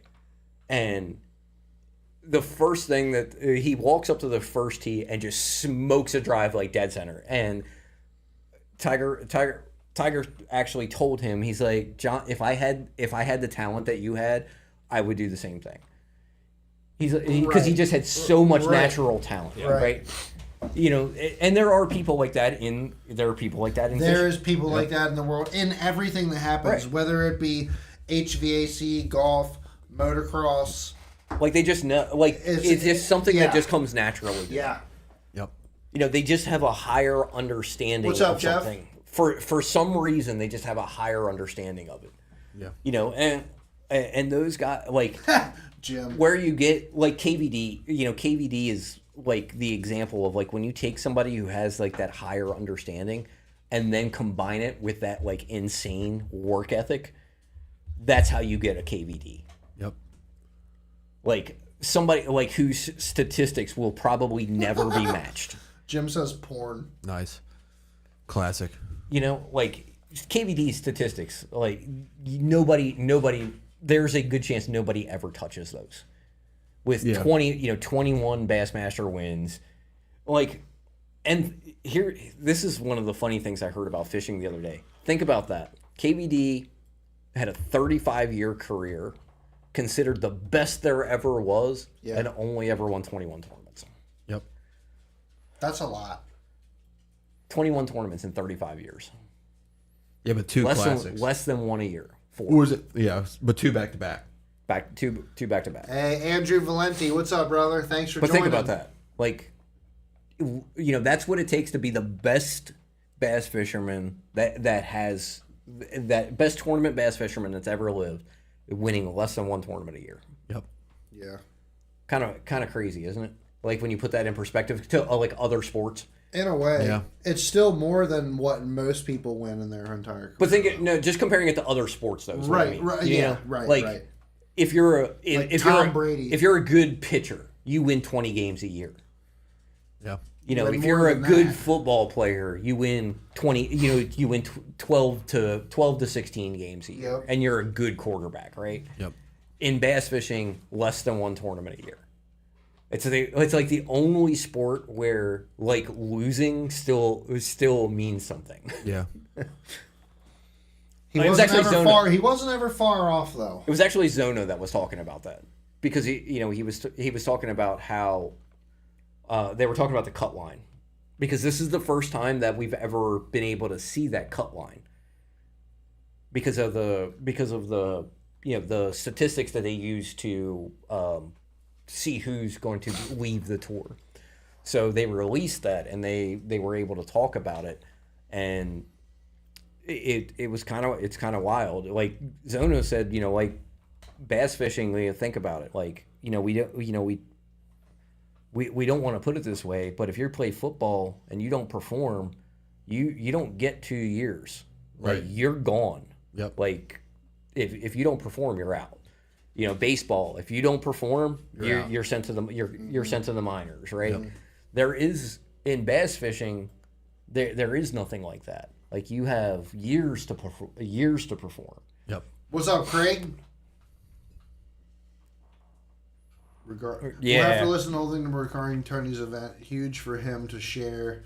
And we've all had stupid shit happen. Seems to never end with boats. Yep. So yeah, man. Craig, we had to cut the live stream short originally, so it's not this one. It's the one before that. We had technical problems, so there's 2 live streams tonight. Check out the first one. We go into all the details. Yeah, KVD. I've met him a couple times. Seen he's always been pretty cool. Met KVD. Yeah, twice. Nice. I met him at ICAST in 2018. He always seems like a pretty nice guy. You know, never had any. You know, I've never acted like never acted like he was better than anyone. Mm-hmm. You know, always willing to talk to people. There's a lot of guys that are like that. Brian Latimer, super cool dude too. Yeah, I would love to talk to Brian Latimer. I talked to him before he launched at Potomac one year. Him and Fletcher Skyrock. I like Fletcher Skyrock a lot. Yeah. Fletcher's the one on the Elite Series, right? This is slightly off topic. I think Hunter's the one on the FLW or MLF. Yeah. He seems like kind of a douche. This is slightly off topic, but I feel like there's a big correlation in my life to what I noticed between motocross and bass fishing. There is a lot of guys that race motocross that are into bass fishing in their off time, and I've noticed that there is a lot of guys that are bass fishermen and they're into motocross in their off time. Just like BLAT, Yeah. same thing with Fletcher Skyrock, and then you have motocross guys that are into bass fishing in their off time. Jim, I feel like that's not just pro anglers. I feel like bass fishing in general is a very elitist kind of sport. Jim says froze. I hope we didn't freeze again. I hope not. We still seem to be good. We look good on Facebook for right now. So everything's all you hear sources are green on our end. Is there anybody out there? But yeah, I mean, it's just the nature of, I think, being a professional or whatever, Yeah, good on professional them. Thanks, athlete. Joe. Like, you know, the bottom line is, it's like, your hero in life should not be a professional athlete. I think, like I said, I think My bass hero fishing, in life is my dad. bass fishing in general is very Nothing wrong with elitist. that. Like, Yeah. if you're not like, even locally, like I've noticed it, like if you're not one of those guys that's in the top, in the top five every tournament, like there's a certain group of people that just won't talk to you. Oh yeah. Yeah. Yep. Now there are outliers, like that are in that top echelon. Like I'm good friends with Mike Centaur, but I really like Mike. Mike's a really, really nice guy.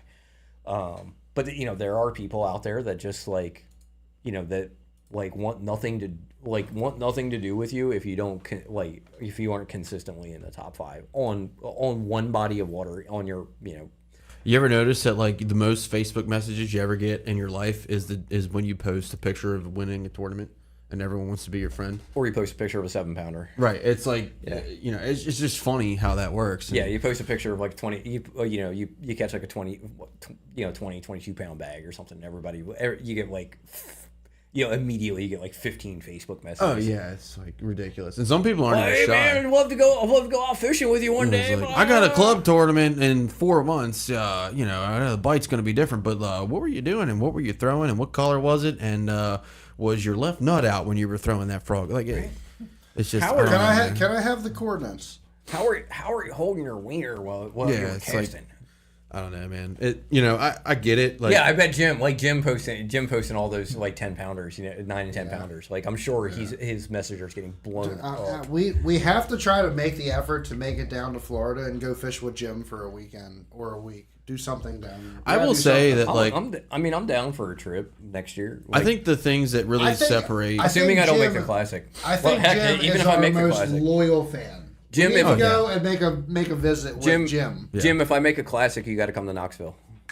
If funny- you make the classic, That's what I'm fishing for in October. the Bassmaster Classic. Yeah, Yeah, that's the I'm fishing for a spot in the classic. That would be sick.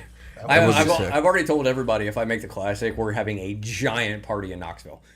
I'll be there. I'll I'll go. be there. Yeah. I would not miss that. If We'll you drive take my me 12 valve away. since you can drive it anywhere. Apparently. Please, oh my God, please just roll into Knoxville and it just in the 12 I feel like valve. that's appropriate. Not Chad opens the passenger door and beer cans just fall onto the parking lot. It would on my side. Did I ever Hey, don't get rid of them beer cans. I gotta patch up the rust with those. Did I ever tell you the story of the It's like when we shimmed Nate's boat with. Oh, dude, that was great. It was hilarious. the pro angler who showed up late to an open? No. So I heard that. a guy that I fished with in Tennessee used to fish the opens, and there Probably was Matt Robertson. there was a couple of people. No, this was long before Matt Robertson. There were There's the initials BL. close, Oh, damn it. very very close. Okay, it's RL. No, Oh, damn it. they're not related. Oh, okay. All right, never mind. Go ahead. It's the other way. Okay, continue your story. You're on the right path though. Okay. It's the other one, Okay. the one you left out. Oh, I know. Okay, I got you. So anyway, they're so this guy that I'm fishing with is they're at the hotel, and one of the Elite Series guys is at the hotel with him, and they're rigging up rods, and they're drinking some beers, having a good time, just BSing while they're rigging up rods for the next day. This is the day before, practice is over, right? The tournament starts the next day. And he's like, man, I don't know where such and such is. I don't want to throw out any names here. He's like, I don't know where such and such is. He was supposed to be here 2 days ago. And, about 3 hours later, this guy pulls into the parking lot with his boat, stops behind their boats, opens his door, about 5 beer cans roll out of his truck. And the one guy goes, the guy that was already there goes, dude, where have you been? And it was like, oh, I got stopped up at a strip joint over in St. Clair, man. The titties. It happens. It happens. Just hilarious. It happens. Like, that's the kind of guys that I want to hang out with, right? Right. You know, it's, but Speaking of which, they closed your favorite joint. You hear about that? Well, not your favorite, but they closed the joint on 40 next to the Escape, yeah. motel. Is it closed already? Yeah. It's funny because the hotel's seen a 100% drop in business since Escape closed. I wonder why that is. And the funny thing is like when you see all the comments, it's like those girls weren't doing that, and then they're like, yes they were. What the fuck are you talking about? Yes, like, they come on. Probably. They just happened to put the shittiest motel right next to the shittiest strip joint of all time, like literally like in the same parking lot, and you just like. Could you even call it a strip club? They couldn't even be naked. well, yeah. That's because why you had the Baltimore hotel. County. Well, that's why you had the motel right next door. Baltimore County, you have to have all the. That's why you And can't have you 2 don't- quarters on.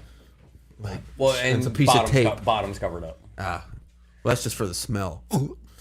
That's why you always go. That's why if There's you a good chance. Of if you They show up with a clothes. They give if you a you really clothespin at the like door. if you wanted to Here go to the good strip clubs, you always had to go to Anne Arundel County. Is that a thing when you walk into Escape? Once you get across the county line, then it's like full nudity. Is that a thing when you get to Escape? They're like, "Hey, thanks for coming. Here's a clothespin. You just put that right on your nose. You're good to go." Like a Tom and Jerry cartoon. Oh boy. Well, gentlemen, it's Orange almost Lake 9. for the teeners. I gotta I get like out of here teeners. because I gotta work this weekend. I want to catch a teener. You want to catch a teener? I want to That catch would a be teener. fun. That would be a lot of fun. we got to set it up with Jim. What's up? What's up, Lil John? I'm definitely down. I'm definitely down for like a headwater trip or Yeah. something next year. I'll drive the 12 valve. That's gonna be the running joke for the rest of my life. It would make it. I know it would. That's the stupid As thing. long as the frame doesn't snap in half, it would make it. It would make. And like I'm about to dump. That's the. I want to try to go to Murray next year. Like in the Yeah, that would be spring, fun. if anybody wants to like. That's my distraction now. Is now that the boat's going to take a couple months to fix. Is I'm just going to like fix the truck, and just make it look decent. Just keep running the shit out of it. Saw a crazy thing about Murray. Like as good as Murray is now. Somebody posted I would some assume tournament results. spring, Jim. We'd probably go down in the spring Spring, because yeah, it's still cold as shit up here, but it's nice down there. Yeah, for sure. Yeah. So Lake Murray in the early 2000s, somebody posted some old tournament results, and it was like 32 pounds to win, and like everybody in the top 10 had a 9-pounder. That's awesome. It was stupid. If there's one guy that I trust and believe to put us on 8 and 9-pounders, it's Jim Fallon. Oh yeah, for sure. It's Jim Fallon. He's only posting 8 and 9-pounders every other day. Yeah, So I just wanna find- we got to make that happen. I want to get on some. I want to get on some good bed fishing. Like I want to. I want to go down there when they're like on beds, and I can catch a 10-pounder sight fishing. Yeah, that'd be pretty sick. That'd be pretty sick. So you tell us when. Anyways, it's 9 o'clock. We're wrapping it up, boys. Appreciate everybody for joining in tonight. We held a really good number of people tonight, and we had to talk about things that we never thought we would have to talk about tonight, unfortunately. But we hope that, if you missed it, go back and rewatch the episode. We hope that you guys can take anything away from this. And make sure your insurance is good. Make sure your bilge pumps are good. Just do everything that you can to prevent tragedy from happening. Yep. Essentially. You know what I mean? Yep. But appreciate you guys. We could possibly be back on a Tackle Talk Tuesday. All right, fishing for dollars. Good job, man. He won the Sunday Nice. 10 to 11 hour. Yeah, hell yeah. On Murray last April. We could That's awesome. potentially be back for a Tackle Talk Tuesday. We have a guest that wants to come on the show. I'm not sure if that's going to happen midweek or on a Friday. But, yeah, man, we'll get back to it. So, we're back. We're trying to get back in the swing of things. Joe, man, I've got 23 more hours to go to get to the Orange Lake Plate.